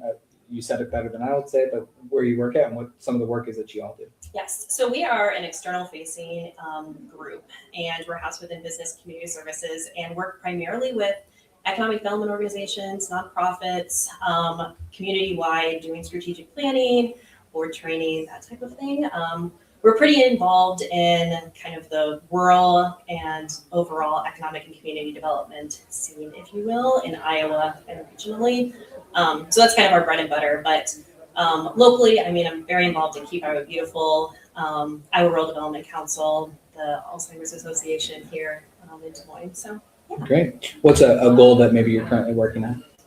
So leadership programming is something I'm pretty passionate about and have been part of the Iowa Leadership Exchange event since 2020, and which is a convening of leadership program managers all together for, we'll just say a conference or a 2-day conference. And I want to make the resources and the connections happen more year round. So one of my goals for the next year or two is to expand those resources. I want to bring those program managers more together. I want to provide them with the tools they need to be really successful in growing new leaders. What? How many different programs either participate there or in the state? That'd be really So the interesting to look at. exchange has more or less 100 Yeah, attend every year. Honestly, we don't have a count of how many Yeah. leadership programs. It gets real squishy really fast. So Mhm. there's kind of your typical community leadership programs, but then there's different industry leadership programs too. Mhm. And we honestly try to contact them all, but there's a lot of turnover. So I don't have a number on that, but a bunch. Yeah. And they're from everything from very small towns to Leadership Iowa, who is a partner in this Yeah. as well. So we kind of try to hit all sides and all types because we think that there's just value in general. It'd be a growing as fantastic leaders. resource to aggregate. We do a book of lists and we do a smaller list within the book of lists just around here. And even that we know is not comprehensive because of what you just described, the kind of the squishiness of what is and isn't, and they come and they go sometimes, but Exactly. it's definitely an I increasing used that space. list to update my list. Well, good. We might need to collaborate then on figuring out a way to make a good statewide list. What's one piece of advice you'd give to young professionals? I would say show up in unexpected places. So that's something that I did. This is my 10th year in Iowa, and I just started kind of showing up in rooms, in groups that maybe were kind of unexpected, just to learn, to understand connections, to kind of see what's out there. And in doing that was just really made aware of how intricately connected we all are and every piece. So it doesn't matter if it is we'll say medically related conference or an arts related. All of them somehow need to build together for us to have this really cohesive community network. And so show up and just ask the questions and be curious and listen to the answers and kind of get that whole diverse opinion, I think is really important when you're a young professional. And lastly, what's something unique about you that maybe people don't know?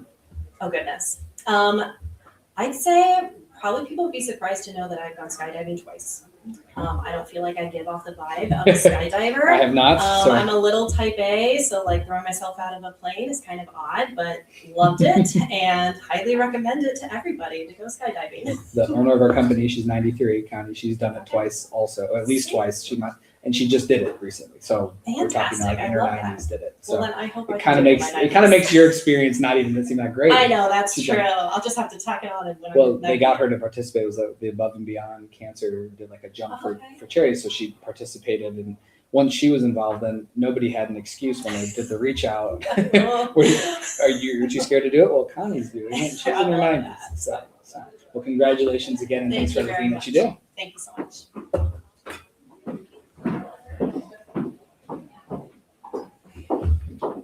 Hi there, congratulations. Thank you so much. Nice to meet you. All right, go ahead and introduce yourself and where you work at. I'm Allison Bolter. I work at LCS Corporate Counselor. All right, so talk if people are unfamiliar with LCS, talk a little bit about LCS and some of the work you do. Yeah, so we own and operate senior living communities nationwide. We're actually the third largest owner and operator in the nation. We own and manage our own senior living communities. Great. What's maybe a goal that you're working on through the role at LCS? Yeah, currently we're working on, we're actually in the middle of a merger, so we're acquiring another company. So working on hopefully expanding our legal team, looking at what we're doing as a team and how we can do it better for the company. I was going to say, there's probably not a lot of work that has to happen on a merger. Oh, from no. a corporate counsel standpoint, yeah. It happens basically by itself. Outside of work, what are some of the things that you're working on that you're passionate about? Yeah, my favorite thing outside of work is I love disc golf. Okay. So if you ever see those kind of circular silver baskets, that's what I love doing outside, and anything really outside, hiking, golfing too. So it's where my passion lies. Great. And also volunteering. So yeah. What are some of the things that you're involved in volunteer wise? Yeah. So Habitat for Humanity, LCS has its own foundation, LCS Foundation. So finding the first survivor of Alzheimer's and dementia, and then Ronald McDonald House, kind of you name it.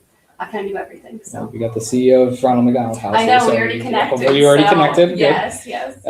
What's one piece of advice you'd give to young professionals? Honestly, just saying yes, jumping into things and meeting other people. So many of the opportunities I've had over the years came from knowing other people. So just saying yes to things, even though it's probably uncomfortable, it's probably the biggest thing. And last question, what's something unique about you that maybe people wouldn't know? Something unique. Probably, I feel like I've always kind of wanted to be a doctor of some sort. When I was a young kid, I wanted to be an archaeologist, actually. I was that kid with like the fossils and, digging through the dirt. And then I grew up a little bit and I wanted to be a medical doctor. I realized I didn't want to help people in that way. So then I went to Juris Doctor. So there you go. Kind of switched around, but same thing, just helping people. Okay, well, congratulations again, and thanks for everything you do. Thank you so much. All right.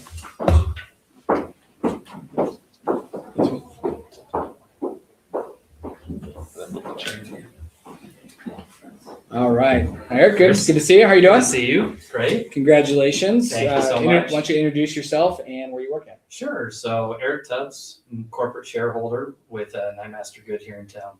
Great. So talk a little bit about, do you have a specialty area within Nyemaster that you work on? I do. So I'm a transactional attorney. I'm never in the courtroom, hope to never be in the courtroom, but work with businesses large and small, all different industries here in the state. Spend a lot of time doing mergers and acquisitions, other kind of fundamental transactions for companies, but do anything and everything. Good. Well, what are some trends maybe you're seeing in that space, in the mergers and acquisition space? Yeah, so I mean, right now it's kind of up and down depending on the industry, right? I mean, AI is making everyone go a little bit crazy in certain industries. Can I just get an AI lawyer to take care of my transaction? Or I'll tell you this: it's not me being biased against the AI. It really isn't that good. So, honest truth. But no, so that. But I think also we're seeing a lot in the construction industry, a lot in industrial manufacturing. I think with the push to reshore a lot of stuff. We're getting a lot more of that type of activity going on here in the state. Interesting. I've heard a couple of those little indicators like that, so it's always interesting when you hear those coming from the legal folks that have to make them happen. Yes. What's something outside of work that maybe you're involved in that you're passionate about? A lot of different things, but one thing that I'm been a part of for a long time now has been the Polk County Early Childhood Iowa. We're part of the ECI system here in the state that is kind of a local branch that partners with different child care providers and other nonprofits helping kids ages 0 through 5 in the Polk County area. We do a lot of great work there. So. Gotcha. Do you have a goal maybe in the work that you're doing there that you're hoping to accomplish? Yeah, our goal has always been to make sure that every child 0 to 5 is healthy, thriving, and ready for school when they get there. So continue to work with great partners to make that happen. But, really excited for the strides that we're making here in Polk County over the past years. Great. What's one of your favorite local traditions to take part in? Really can't beat the good 4th of July parades here in Des Moines. State Fair is also something that you got to do every day. Every year. Tell anyone and everyone from out of state they need to come to that at least once for sure. Okay. What's something unique about you that maybe people don't know?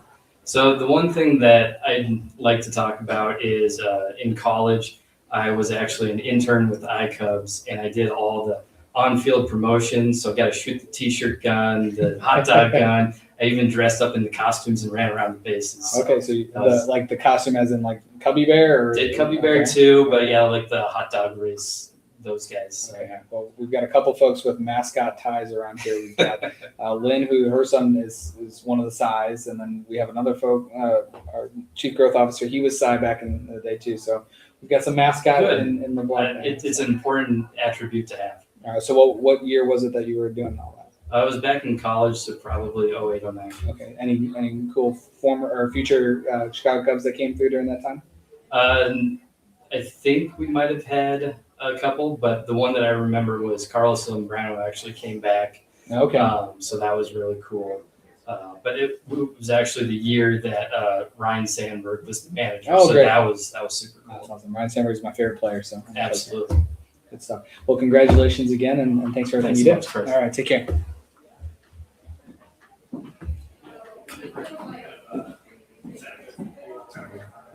Hey, Joe, how are you doing? Good to see you. Congratulations. Thank you very much. All right, Joe, go ahead and introduce yourself and where are you working at? Joe Sheridan. I'm the owner and GM of Speedpro Des Moines. All right. So, and how long have you been the owner now?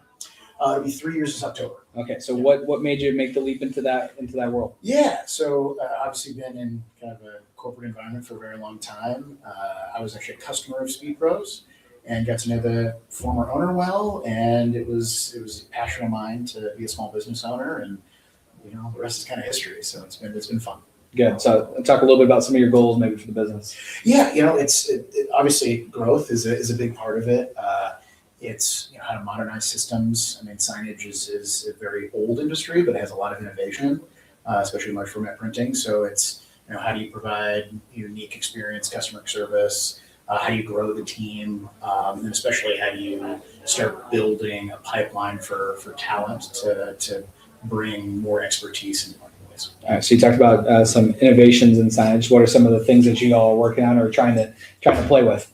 Yeah, I mean, it's pretty bit. I'm going to a training next week for architectural window films, so that's not the most glamorous thing to talk about, but we do a lot of environmental signage, so think interior corporate office spaces, things like that. So how do we bring more expertise into that, and then how do you invest, build a capital plan around new equipment to be able to enhance the capabilities and the things that customers need, or try to do something unique in the marketplace. Yeah. What's your? We often obviously we have print products and believe in the tangible touch components of things. What are some of the ways that you encounter objections around signage and some of the things that when you think about that, everyone thinks about digital stuff. So tell me a little bit about that. There's three things. It's sometimes signage or printing in general is the last thought of thing on the checklist.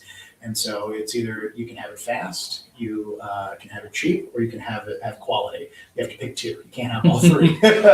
And so we try to differentiate ourselves as much as possible to be on the quality side.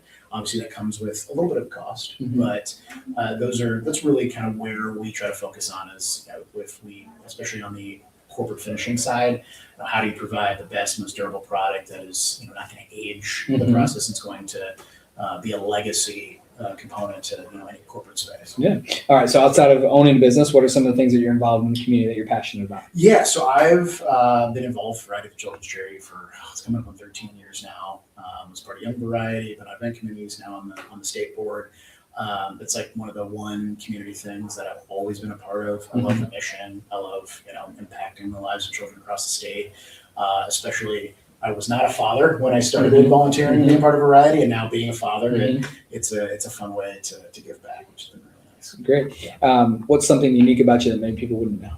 I really like karaoke bars. Okay. That's like the one thing that it's not something I get to do a lot, but every once in a while it's like, what are you doing tonight? It's like, you should.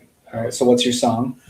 The go-to. That I want to say publicly is probably going to be "Rain is a Good Thing." Okay, but now I'm gonna have to ask you, like, what wouldn't you say publicly? This is how we do it by Montel Jordan. Okay. We have to remember this because we'll make sure to play that. Of course, 40 under 40 when yes. you walk up there. We'll give you a mic and let you do that instead. Yeah. All right. Last question for you. What's one piece of advice you give to young professionals? Show up. I think the especially coming out of still the COVID era and not being engaged physically. I think it's how do you reach out? Des Moines is still one of the most open communities I've ever been in. I don't think that changes anytime soon, especially with there is a new leadership class coming in. There's younger leaders in the community. Show up, get involved, and make that phone call and set that coffee up because that's how Des Moines is going to grow. Well, congratulations on your business and on the honor of 40 under 40. Thank you so much. All right, take care. Yep. Hi there. How are you doing? Congratulations. Hey, thank you so much. All right. Go ahead and introduce yourself and where you work at. You bet. Mike Beals. I work at Principal Financial Group. Great. And what do you do for Principal? I am an AVP of Finance in our Treasury area, focused on capital strategy and markets. Okay. So in that role, do you have a goal that you're currently working on? Sure. So I actually just recently transitioned after being on what was legacy called the capital markets team or the M&A team at Principal. I've been on that team for 5 years and just transitioned to this new role in September. And so really focusing on getting to know a new team, new processes, and just excited for the year ahead. Great. Outside of work, what are some things that you're involved in or passionate about? Sure. So, here in town locally, I'm on the board for Meals from the Heartlands. Very excited about what we're doing both locally and globally to help food insecurity, which is something that I'm passionate about helping address. Can't have enough people supporting that and addressing that goal. Avid golfer here in town, member at Des Moines Golf.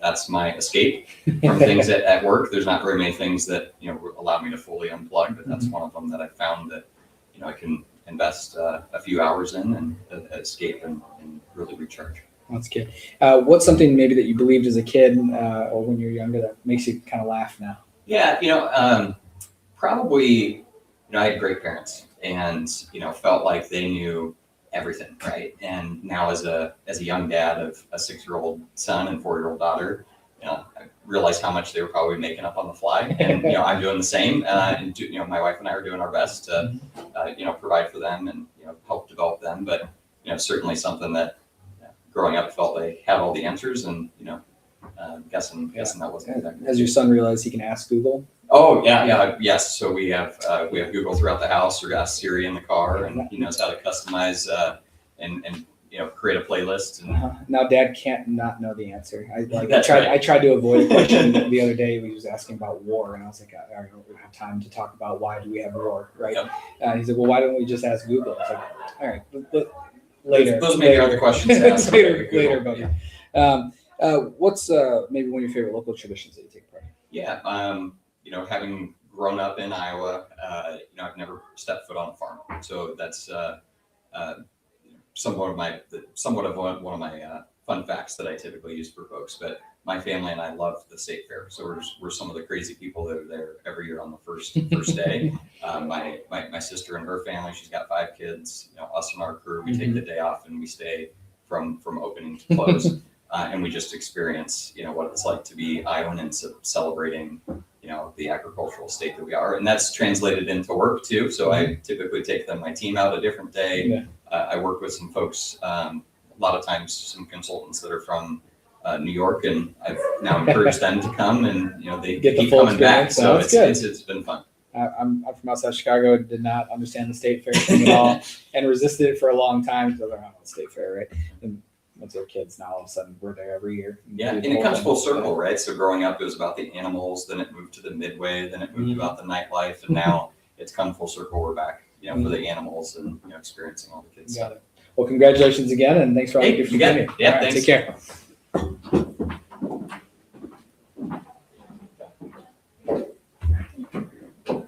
Hi. Hi. Congratulations. Thank you. How are you doing? I'm doing good. Good. My voice is holding up here. We're nearing the end of. Oh, there's like 100 more people. 100 more. Okay. Well, I have some water left I can get to. So, why don't you introduce yourself and where you work at? I work for Community State Bank. My name is Amy Wise.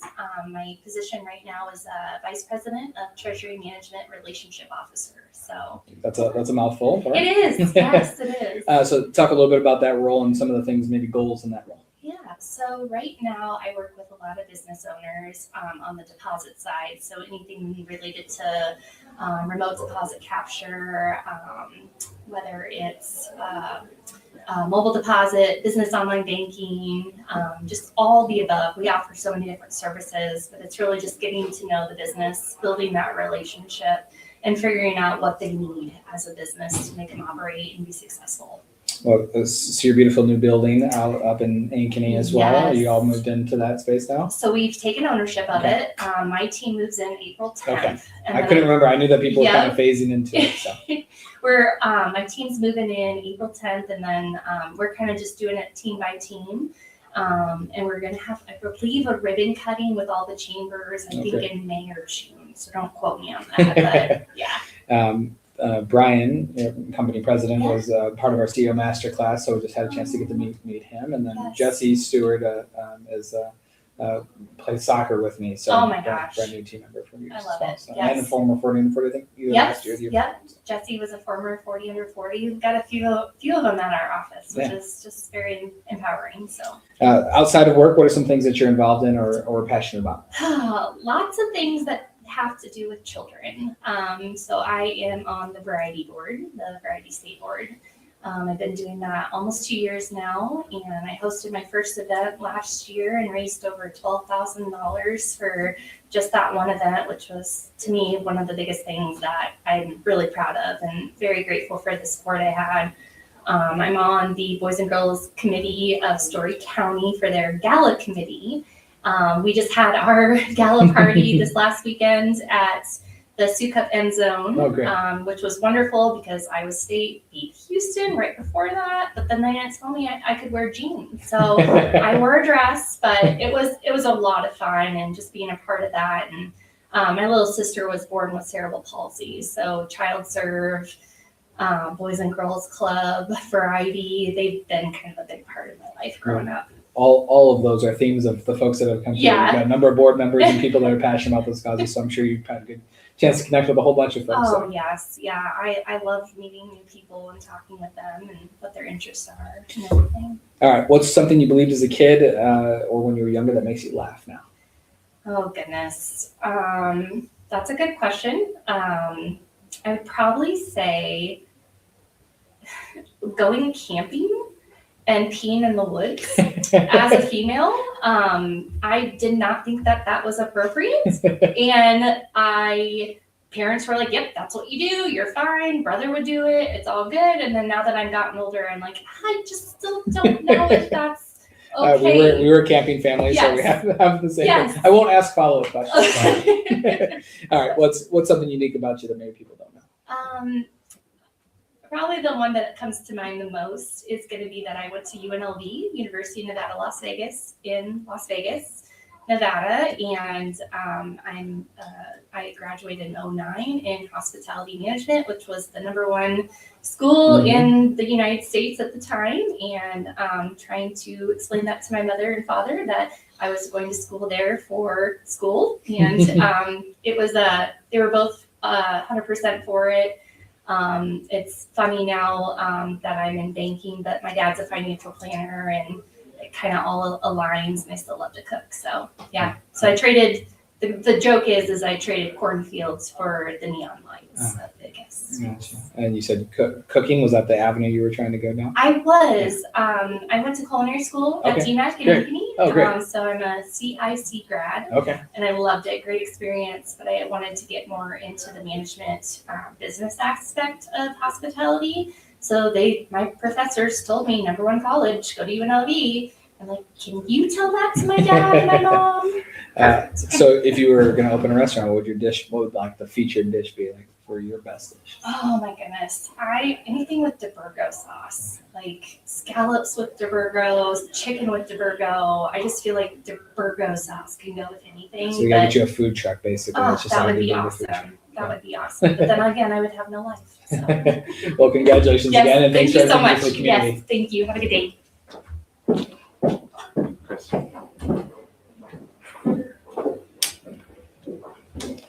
Let's go, Chris. Hey, how are you doing? Good to Good. see you. Yeah, you too. Congratulations. Thank you. We're doing a quick little battery swap out on one of our cameras here. Okay. Give us a second. We'll song and dance for a moment. How's this going so far? Good. My voice is holding up. I think we're getting there. Yeah, nice. It's like a marathon. Yeah, you gotta pace yourself. All right, ready to roll? Okay. Go ahead and introduce yourself and where you work at. Yeah, my name is Ty Flood. I'm with Holmes Murphy and Associates. We're out in Waukee. We're an insurance broker. Yeah, and I would imagine I know the Flood name, so help connect the dots for us. Yeah, so a lot of people in the Des Moines area know the Floods because there were some really successful girls track runners. And so they got the athletic genes. They're my cousins. We did not get the track athletic genes. Get the insurance gene? Yeah, I got the insurance gene in my blood. So excited to pass that on. Good. Tell us a little bit about what you do for Holmes Murphy and some of the work. So I'm a property and casualty insurance broker. So essentially we help businesses buy their insurance. We work with lots of different types of companies, but primarily more blue collar type of businesses, construction company, manufacturing companies, so on and so forth. Great. Outside of work, what are some of the things that you're involved in and passionate about? Outside of work, we just wrapped up a successful youth wrestling season. So I coach, I've got 4 kids, 3 of them are on the wrestling team. And so I coach youth wrestling through Dowling. I'm also involved in a program called Serva Feed'em, which is essentially a group of high school kids are paired up with a mentor, and you're there just to meet with them weekly, talk about life, talk about faith, and things of that nature. So that's kind of what I'm into at this point. What's maybe a goal that you have that you're currently working on? I would say a goal that I have that I'm working on is balancing urgency with calm and steadiness. And I think this is a goal that would serve me both professionally, but also just as a dad, as a husband, right? I think urgency is good, but when it doesn't come with steadiness or a sense of calm, it leads to anxiety. And that's not effective for anyone. So I think combining urgency with steadiness. Is that coming from someplace, a book or a podcast, or just from your? No, your I think honestly, it comes from the best bosses that I've ever had. It's they inspire you to get stuff done, but also not leave you feeling anxious, right? And so what is it? I think it's a steady calmness that comes with it. So I think that's where it comes from. It's from bosses that I've had historically. Yeah, I like that language. It's good. What's maybe one piece of advice you'd give to young professionals? The piece of advice that I would give to young professionals is get specific and clarity on what you want in life, bigger than just work, right? And so for me, I think specifically defining what's most important in your life, categorizing it, and then ranking that in order.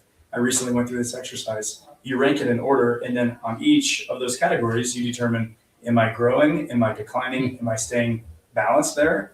And I think often when I'm tired, when I'm stressed, anxious, the reason being is because I'm not living what I said was most important in my life. I'm misaligned. And so I think earlier on, I wish that I would have gone through this exercise of defining what is it I actually want in life. And then it's just an easy way to course correct when you're misaligned. It's good advice. Last question for you is, what's something unique about you that maybe people don't know?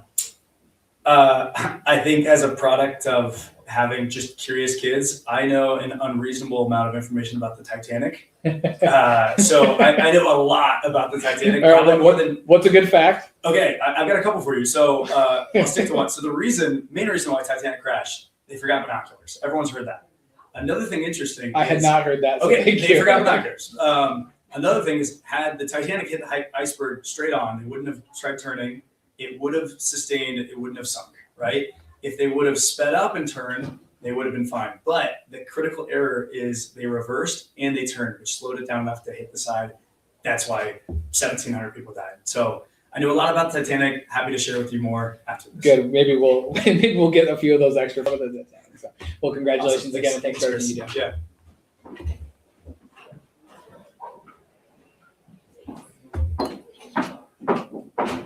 Congratulations. Thank you. All right, go ahead and introduce yourself and where you work at. Yeah, my name is Bailey Arnberg, and I am the Director of Sports at Catch Des Moines. Great. So Bailey, talk about a little bit about that role and what you try to do through that one. Yeah, so our goal is to increase visitors. So we want people to come into our city through leisure travel and events. So my main focus is to get sporting events into our city. So we focus on, NCAA, youth basketball, youth soccer, really any sports event that we can bring to our city is really what I focus on. I think I remember hearing that you all are working on another round for the NCAA tournament, trying to come in town as well. Yep, so we're hosting in 2028, March of 28, and then we'll bid on the 29 through 2031 cycle again. Gotcha. So is there an event out there that you wish we could bring to Des Moines that you hope that we could bring at some point? Yeah, honestly, on my dream board is the wrestling trials. I think that would be an awesome event. We're such a wrestling community that I think our community would really embrace that event. So that's one of my main goals. Great. Outside of work, what's something that you're involved in and passionate about? Yeah, honestly, I love working out and working with kids and my family. So I used to be a youth basketball coach. Okay. I hope to get back into it one day once I'm a little bit less busy in life. But just really giving back to my community, spending time with my family, my fiance, my dog. Did you play basketball then also? I did, yeah. I played at Granby University for Okay. 4 years. So yeah. Good. What's one piece of advice that maybe you give to young professionals? Yeah, my biggest piece of advice for anybody, honestly, is say yes. Make yourself uncomfortable, put yourself in rooms that really stretch you, maybe that you don't think you should be involved in, because it pushes you to those limits. So Yeah. What's one of your favorite local traditions that you partake in? gosh, I love the farmers market in the summer, and I love the Iowa State Fair. I think the Iowa State Fair is such a unique thing to Iowa and to Des Moines, and seeing all those people come in for it, seeing all of the different foods and drinks and concerts that you can go to, the animals. It's such a unique thing that we host here in Des Moines, and I'm really proud of it. So. Okay. All right. Last question. What's something unique about you that maybe people don't know? Gosh, I would say, so a lot of people say I have a photographic memory, so I would say that's very unique about me. I can remember everybody's birthday. If you tell me your birthday or if you tell me a fun fact about you, next time I see you, that's how I'm gonna, All right. April 8th, remember you. 1987. So we'll see. April 8th. Yeah. All right. All right. Well, congratulations again, and Thank thanks for you. everything you do. Yes, thank you very much.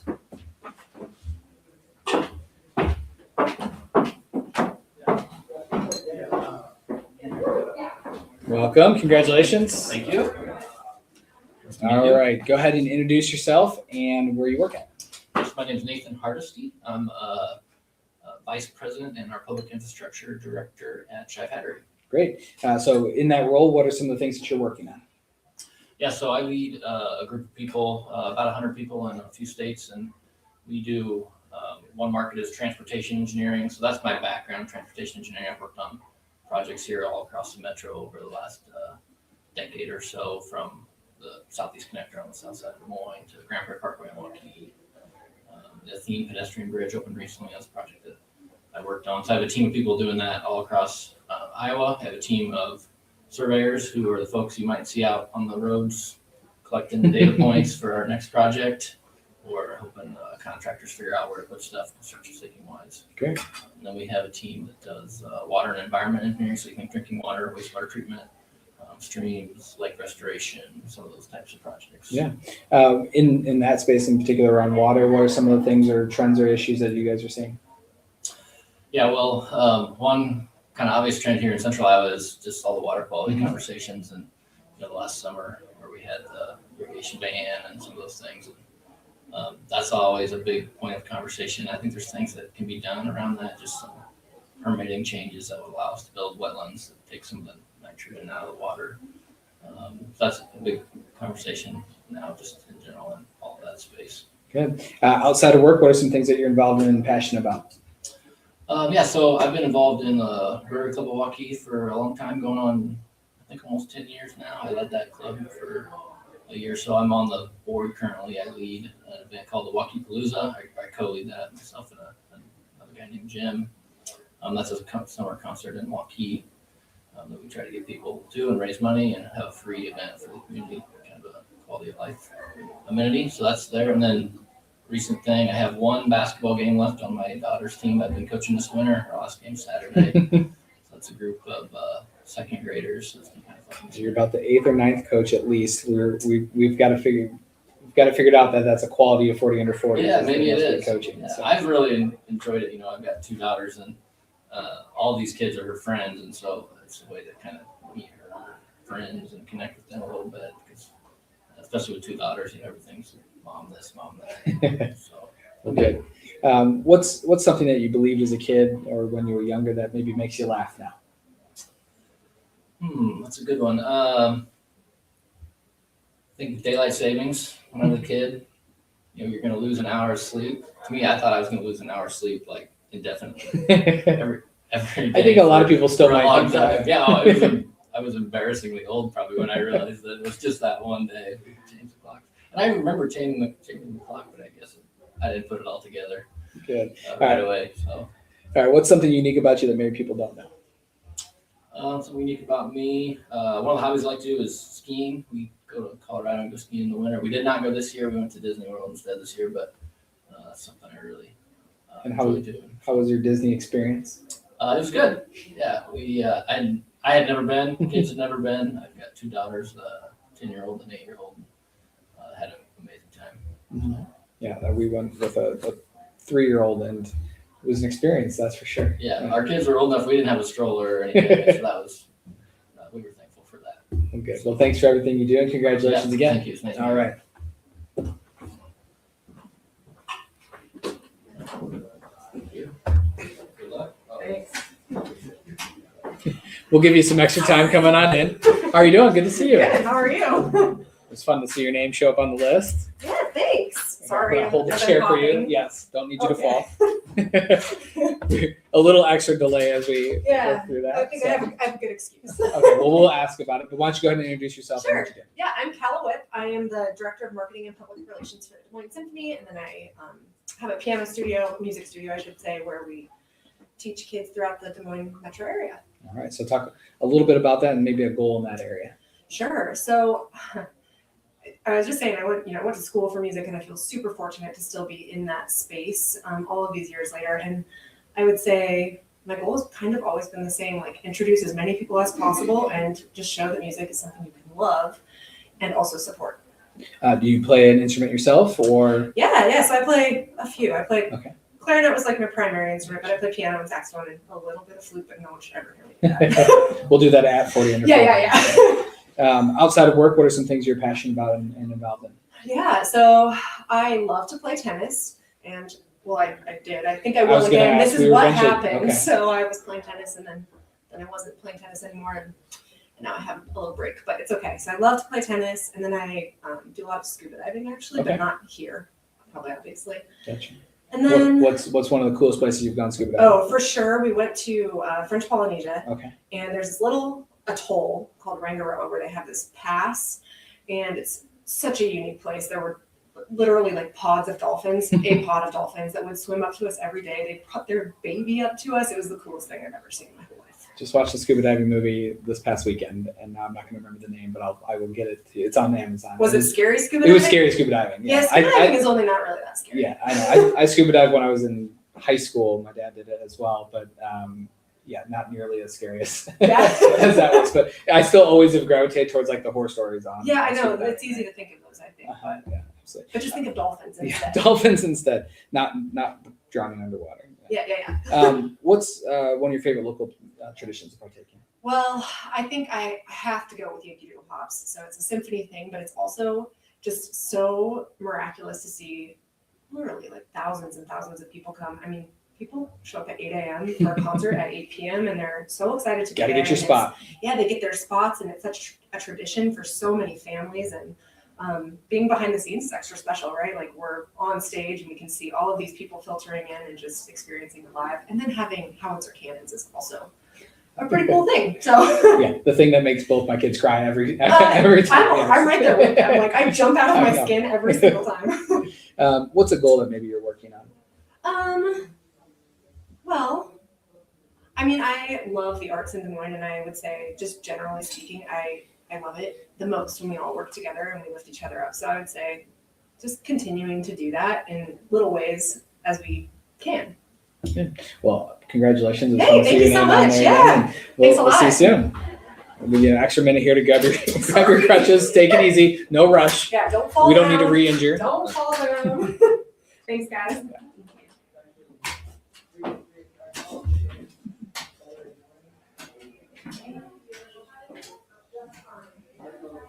All right. Come on in. Congratulations. All right. We'll have you go ahead and introduce yourself and where you work at. Perfect. I'm Anthony Parnell Jr. I work at DMAC as the Title IX coordinator / judicial officer. Great.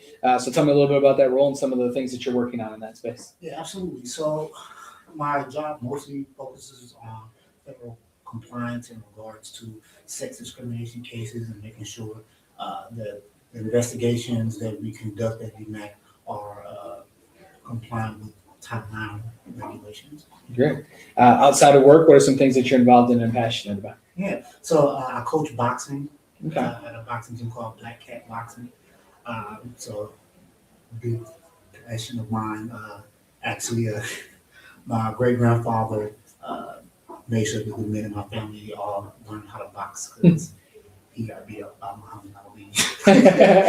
For real, he got beat up by Muhammad. Yeah, so he was So he didn't box Muhammad Ali, he got beat up. No, well, no, I'm I mean just they, kidding. they had gloves on, but he's like, no, he was running. I'm telling you, he was running. So he made a point. Made my family have to learn how to box. So did you box yourself or still box? So I boxed a little bit, but then got really into it during the pandemic because I was sitting down for too long. So Gotta go punch some things. yeah, we got to get up. We got to start getting moving. So that's one of the things. I also make music, do poetry. Was signed to a local record label, Station One Records, for music and poetry. Yeah, so I do these things. Good. What's one piece of advice maybe you give to the young professionals? So the main piece of advice I would give to young professionals is that experience is not the proxy for competence. So do not allow anyone to make you believe that because you don't have enough experience, that somehow means that you are not competent enough to fulfill the role that you want to go for. Go for it. Let your results speak for yourself. Let it represent your work.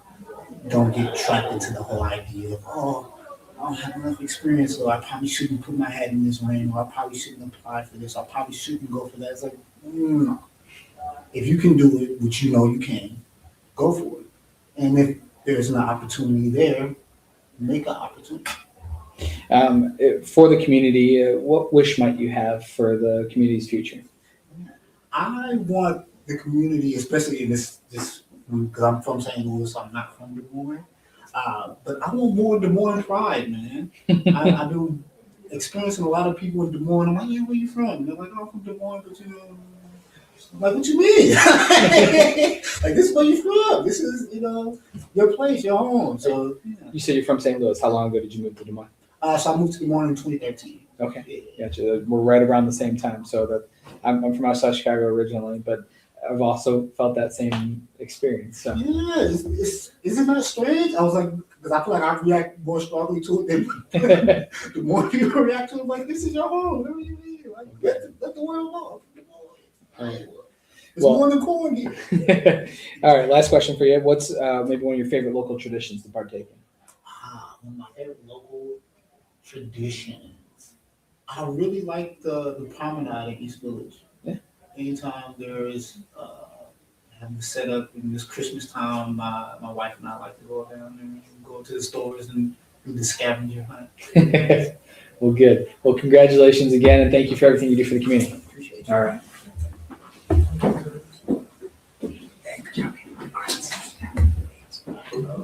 Hi there. Hey, Good to see you. Congratulations. Good. Hey, good to see you too. Thank you. Well, go ahead and introduce yourself and what you do. Yeah, so name's Taufik Shah, founder and CEO of Loma's Fine Sauces. So, yeah, here in Des Moines, Iowa, we're a condiments producer and we make a lot of good stuff for a lot of great people. Well, we're excited to have you, and it was fun to see your name show up on the list this year.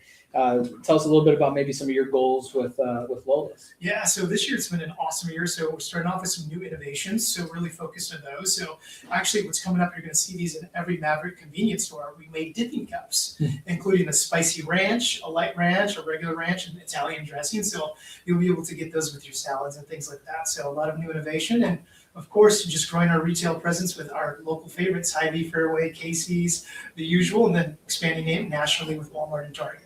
Great. I know a lot of brand partnerships are a big part of what you do as well. Talk a little bit about some of those. Yeah, I love our brand partnerships. One of them, my favorite, the Anderson Erickson Party Dip. I don't know if you've seen that. Well, I was teeing you up a little bit because we had Miriam in recently. We have a CEO executive class, and so we used her decision about whether or not they should partner and mix two brands together in that. And so we use that as kind of a case study for the other CEOs. And people had to go around the table and talk about whether they would go ahead with the partnership. Most people did want to go forward with it, and she ultimately then revealed that of course you did. So, oh, that's awesome. So that's what all the hype is about here around here. It's like we tried that spicy party dip. Okay, so you ran into that with a couple people, right? I got a chance to try it too. It was really good. So. Yeah, that is an amazing partnership. Miriam is incredible, and the whole team at AE is great. I mean, to take a legendary, iconic brand like that and then use our family brand, we've got just the right amount of spice that makes things nice, and it's so perfect. Two family brands coming together, local Iowa.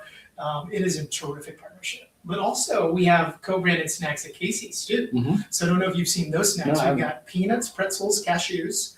And we have a brand new item coming out in April. I can't say anything because we have an NDA, but once it goes live, it is amazing. We tried it last week. So delicious. Okay. Well, congratulations on innovation. So I'm curious, when you started the hot sauce business, was this a path that you thought you would be going down, finding ways to expand the way you did, or was it, let's just make a hot sauce? I'm curious. Yeah, so I've always been all in. Like I'm either all in or I'm not, right? Yeah. There's it's black and white for me. When I start something, I want to see it through and I want to make sure we add as much value as we can. And so when I started Lola's, it was a recipe that I'd eaten since I was a kid. Mm-hmm. My mom, she's an immigrant doctor from the Philippines. Dad's an immigrant doctor as well, served 20 years in the U.S. Army. So growing up, I got the best of these two cultures. And this was a recipe that I ate every day at the dinner table. And so when I went all in, I went all in. And I was like, I'm going to take it as far as I can go. As long as it keeps adding value to people's lives and just creates great flavor, I'm all in. Great. Yeah. What's maybe one of your favorite local traditions here in the community? Yeah, so my favorite local, there's a lot of them. So I was born in a small town, Winthrop, Iowa. So we had 700 folks in my own town. And my best friends were farmers, so coming to Des Moines was kind of a big deal for me. Came here when I was 18, and one of the things I got embedded in was actually RAGBRAI, surprisingly. So one of my traditions is I'll try to do 1 or 2 days of RAGBRAI. But I learned about Scoop and the Loop and stuff like that, going to college. So I wouldn't say it's a tradition now, but there's just a lot of great things about Des Moines that, makes it home and is just great. So, yeah. What's one piece of advice you'd give to young professionals? Absolutely. Just keep going. You know what I mean? Like when I started Lola's, I used to have friends that were in this industry and they'd be like, oh, there's a lot of hot sauce on the shelf, but there's a lot of salsa. And they'd be like, you'd see the competitors, the Cholulas, the Tabascos, and you just block out the noise and just go forward as fast as you can, as hard as you can. Because a no might mean no today, but it might not mean no next year, right? So as your business continues to scale and you keep persevering and pushing through, you might win that deal. And all it takes is one deal to really change your business. What's one hope or wish you might have for the Central Iowa community? Yeah, I want to see Central Iowa community. I mean, the community is amazing. They've been super supportive of our family brand. And I actually serve on the Greater Des Moines Partnership and really want to try to connect people together. But my hope for the community is to just continue thriving. Des Moines is an amazing place. It's my home. I love being here. I love the people. And it's where we give back. And my hope is it just continues to grow on the trajectory that it is. So, yeah. Good. All right. Last question for you. What's something unique about you that maybe people don't know? I love to ski. Skiing is one of my favorite hobbies to do. I have very few hobbies in the world. There's work, my family, taking care of the community, and then there's skiing. So I like to go fast. So there you go. That's something unique. So going fast on skis and Yes. hot sauce. Hot I'm sauce. catching a little bit Oh, of a yeah. drift there. So. And I carry a little bottle with me everywhere. I did give it away earlier. But It's a smart idea, though. I like You got to. it. Well, thanks again, and Yeah, congratulations. Thanks for everything you did. Hey, thanks, guys. Cheers. Awesome. Thanks.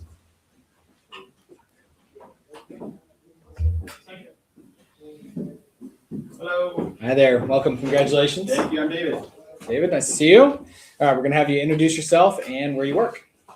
I'm David Gross. I work for Estes Construction, Director of Business Development. Great. So, in that role, what are maybe some goals or things that you're working on?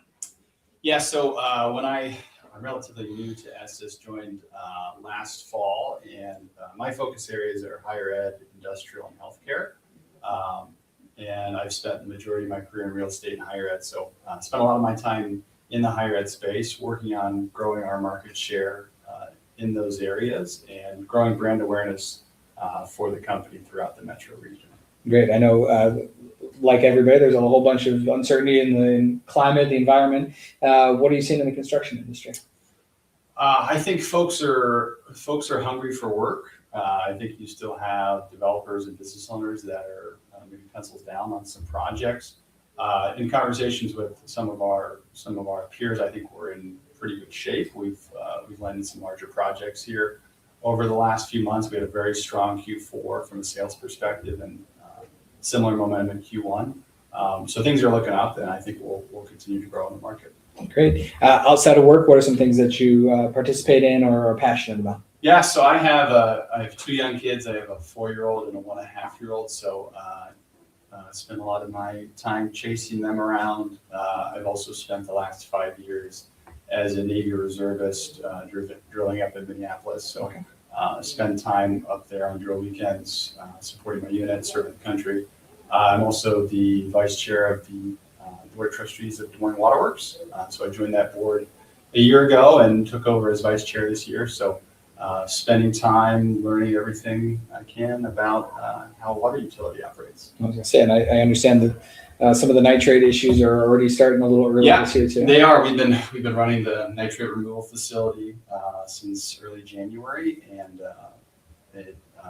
these problems aren't going away. What's a maybe a local tradition that you like to partake in? Yeah, so I'm a runner, and I try to do a couple half marathons a year. My favorite one is the Drake Road Race, which happens on the Sunday before the Drake Relays starts on Drake campus, goes actually through my neighborhood on the west side of Des Moines, and then ends on the Blue Oval. So it's just a great race, and when the weather is nice, it's a really good time to get out and kind of kick off the start of spring with the community. What's something you believed when you were a kid that maybe you find a little funny now? Yeah, and laugh at? I had a good time reflecting on this one. I was a pretty decent baseball player as a young child.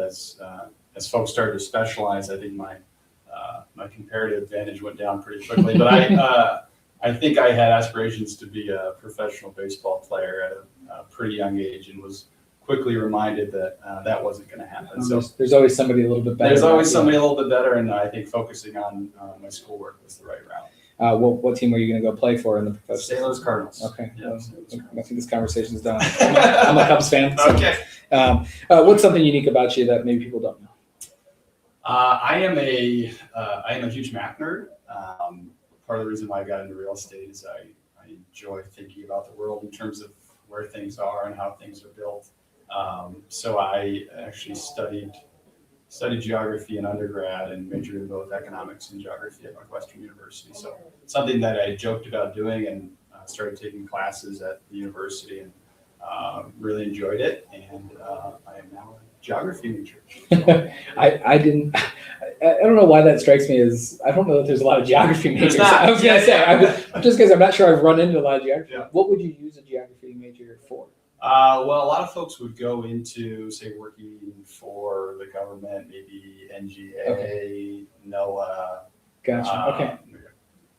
There's not many cartographers left. I was going to say. A fun fact is Michael Jordan is actually a geography major, so at least one person went into. Michael Jordan's a geography He's a major. geography Okay, now major. that's a fact. Yeah, yeah. Well, good. Well, congratulations again, and thanks for everything you do for the community. Thanks, Chris. All right.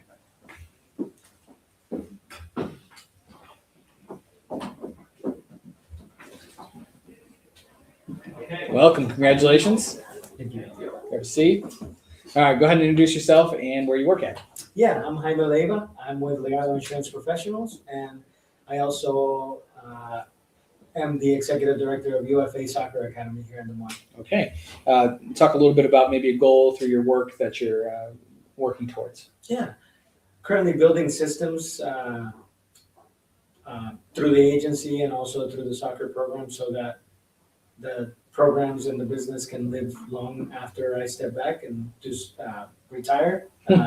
So yeah, just working on that. That's the big goal, is setting up those systems so that those programs and businesses can continue and live on for a long time. Talk about your work with you said the Soccer Academy. Is that? Yeah. Yeah. Talk about that and what you're doing there. Yeah, so launched in 2017 with 32 kids. It's grown to about 700 plus families, and ages 4 to 17. Our focus is really what opportunities we can provide to the kids after high school.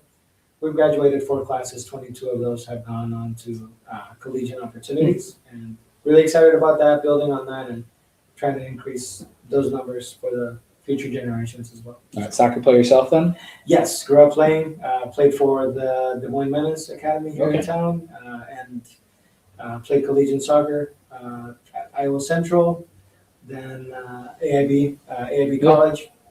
So yeah, I've been around the game my whole life, and I'm now seeing my kids play now, so it's really exciting to see that. Do you still play yourself?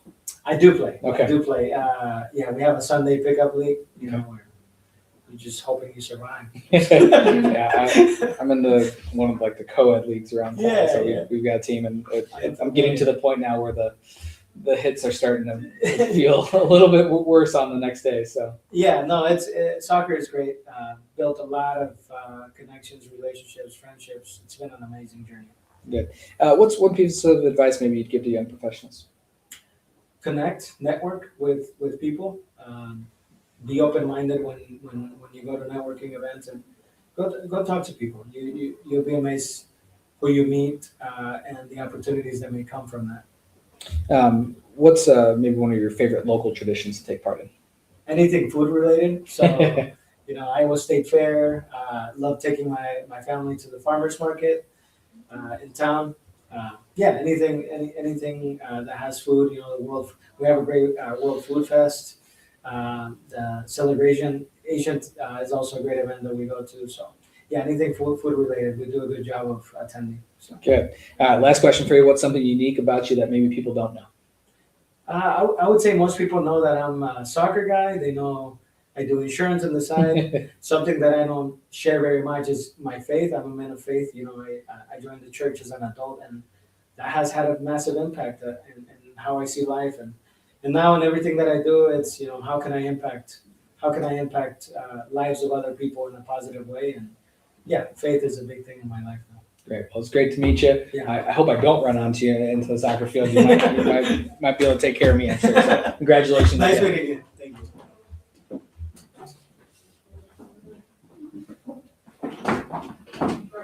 All right. Congratulations. Thank you. Welcome. We're going to have you introduce yourself and where you work at. So my name is Ellen Hames, and I work at the Brown Winnick Law Firm. Great. Do you have an area of specialty at Yes. Yep. So corporate transactional is the area that I work in. Do a lot of M&A transactions, mergers and acquisitions, outside general counsel type work, and some environmental. Okay, we've got a rival here in 40 Under 40. It's also a transaction. Yes, we as well. do. There's a number of us. The on the names list, I the names think. are blurring together a little bit for me, so I can't tell you who, but I know that there is. So, outside of work, what are some of the things that you're interested and passionate about? Outside of work, let's see. Well, I have 2 kids, and one keeps me very busy with club soccer. So doing the club soccer route, travel, and all that. And then We're not at that phase yet, but I know it's coming. oh and my gosh, It's amazing ready. how quick that starts. Yeah, it So- becomes your family vacations. Mhm. It's fun, but yeah, it's a lot. And then another thing is hiking. Okay. Love to hike. Favorite hike around here? Ledges. Yep, Ledges is our go-to. Love the state park, and then love getting barbecue at What You Smoking Barbecue on the way back. Have you camped there before? not, Okay, no. it's really great. They have like these because you end up being on top of the canyon area, Yeah, right? So but it goes out, like the points go out into the canyon, and so you can camp like literally out there. Oh, okay. So there you Yeah. go. Next time you go hiking, if you want to camp.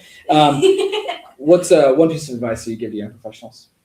One piece of advice to give to young professionals, I would say, is don't be intimidated by the people that you meet. Everybody is still learning constantly. And so go into a room and just be you. From a nonprofit or giving back standpoint, is there something that you're involved in the community that you give back to? I'm really passionate in Ankeny Business and Industry Collaborative. So lived in Ankeny for about 13 years and love the community and serve on the board of ABIC. And so just love getting to meet all of the business folks there and really promoting that. Great. Do you have a goal or something that you're working on right now? One thing that I have taken an interest in lately has been Central Iowa water quality.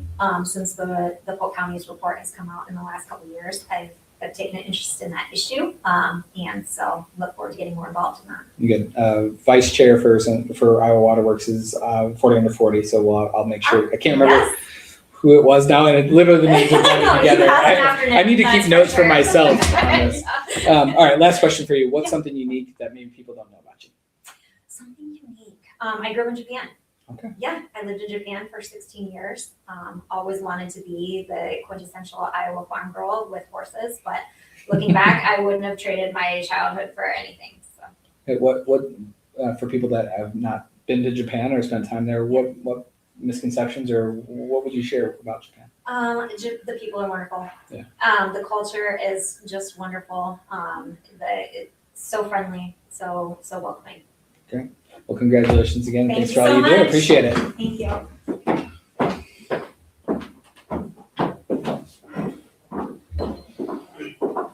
Hey, Aaron, how you doing? Doing well. Congratulations. Thank you very much. All right, go ahead and have you introduce yourself and where you work.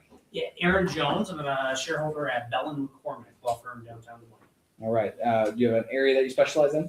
Yeah, I work in transactional space. I work with business owners through the entire life cycle between from startup till exit and some sort of transaction. We've got three, and you're following one also. So between the three of you, we could put some great mergers and acquisitions together. Oh yeah, we got a hell of a team put together and great lawyers all around here. So it's cool to be part of this group.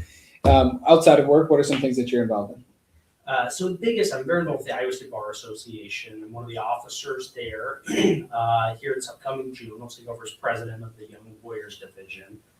Currently, I'm very involved with mock trial, something that built up my kind of entire career, mostly kept me out of trouble, and wanted to give back to the program. I think that I got a lot out of. So got involved during COVID. We created the first virtual tournament in the state, and then worked with a lot of states to do that.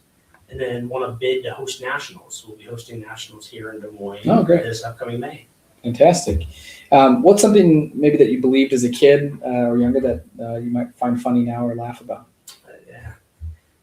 So the one I always laugh about frequently. So I didn't know growing up that color existed. I thought it was just like the Three Stooges and like Thomas Edison or something created color in the mid 1900s. And I realized how dumb that was. But I had no idea. I just thought, I didn't live then. You look on TV, there wasn't color then. Turns out we just made better television. This has been the best question. The number of things that people have come up with, so I appreciate it. What's maybe one piece of advice you'd give to young professionals? Invest in yourself. I think the big thing for young people is they sit around on the sidelines waiting to be called in, and it doesn't always work out. People get busy, they forget, they've got life, they've got family, they've got work, and their opportunities might not show up and knock on your door. So put yourself first, invest in yourself, because if you don't do that, why should anyone else? All right, last question for you. What's something unique that maybe people don't know about you? Probably the most fun one there is, so when I was really young, I got really big into billiards, playing pool, and would play every free moment I had in pool. When I went to college, I ended up joining a few kind of regional pro tournaments. Got very good, was probably one of the top few hundred, in the country, made some money, added some stability to my life in a way that I never had. I don't play much anymore. Now I'm just probably the best pool partner at the dive bar. That's good to keep in mind just in yeah. case. Yeah. We'll so- keep this part quiet so you can hustle some of the other 40s. Yeah, there we go. Yeah. When you go out. Okay. Well, this you can hang around. We're going to close out. I think we've wrapped all of our 40 under 40s. We really appreciate the opportunity to get to know all of the 40 under 40s and hear interesting stories about them. We're going to be celebrating them all on April 2nd. You're going to be able to read about them in the 40 under 40 edition that's going to be coming out here in a couple of weeks as well. My encouragement always is find somebody that you can connect with, hopefully somebody that has a passion that aligns with what you are. Give them an extra helping hand on the quest towards the things that they're passionate about. These are the folks that are doing great things for this community. They're going to continue doing great things for the community. So thank you again for participating as well. And we'll see you hopefully on April 2nd at 40 under 40 at Prairie Meadows.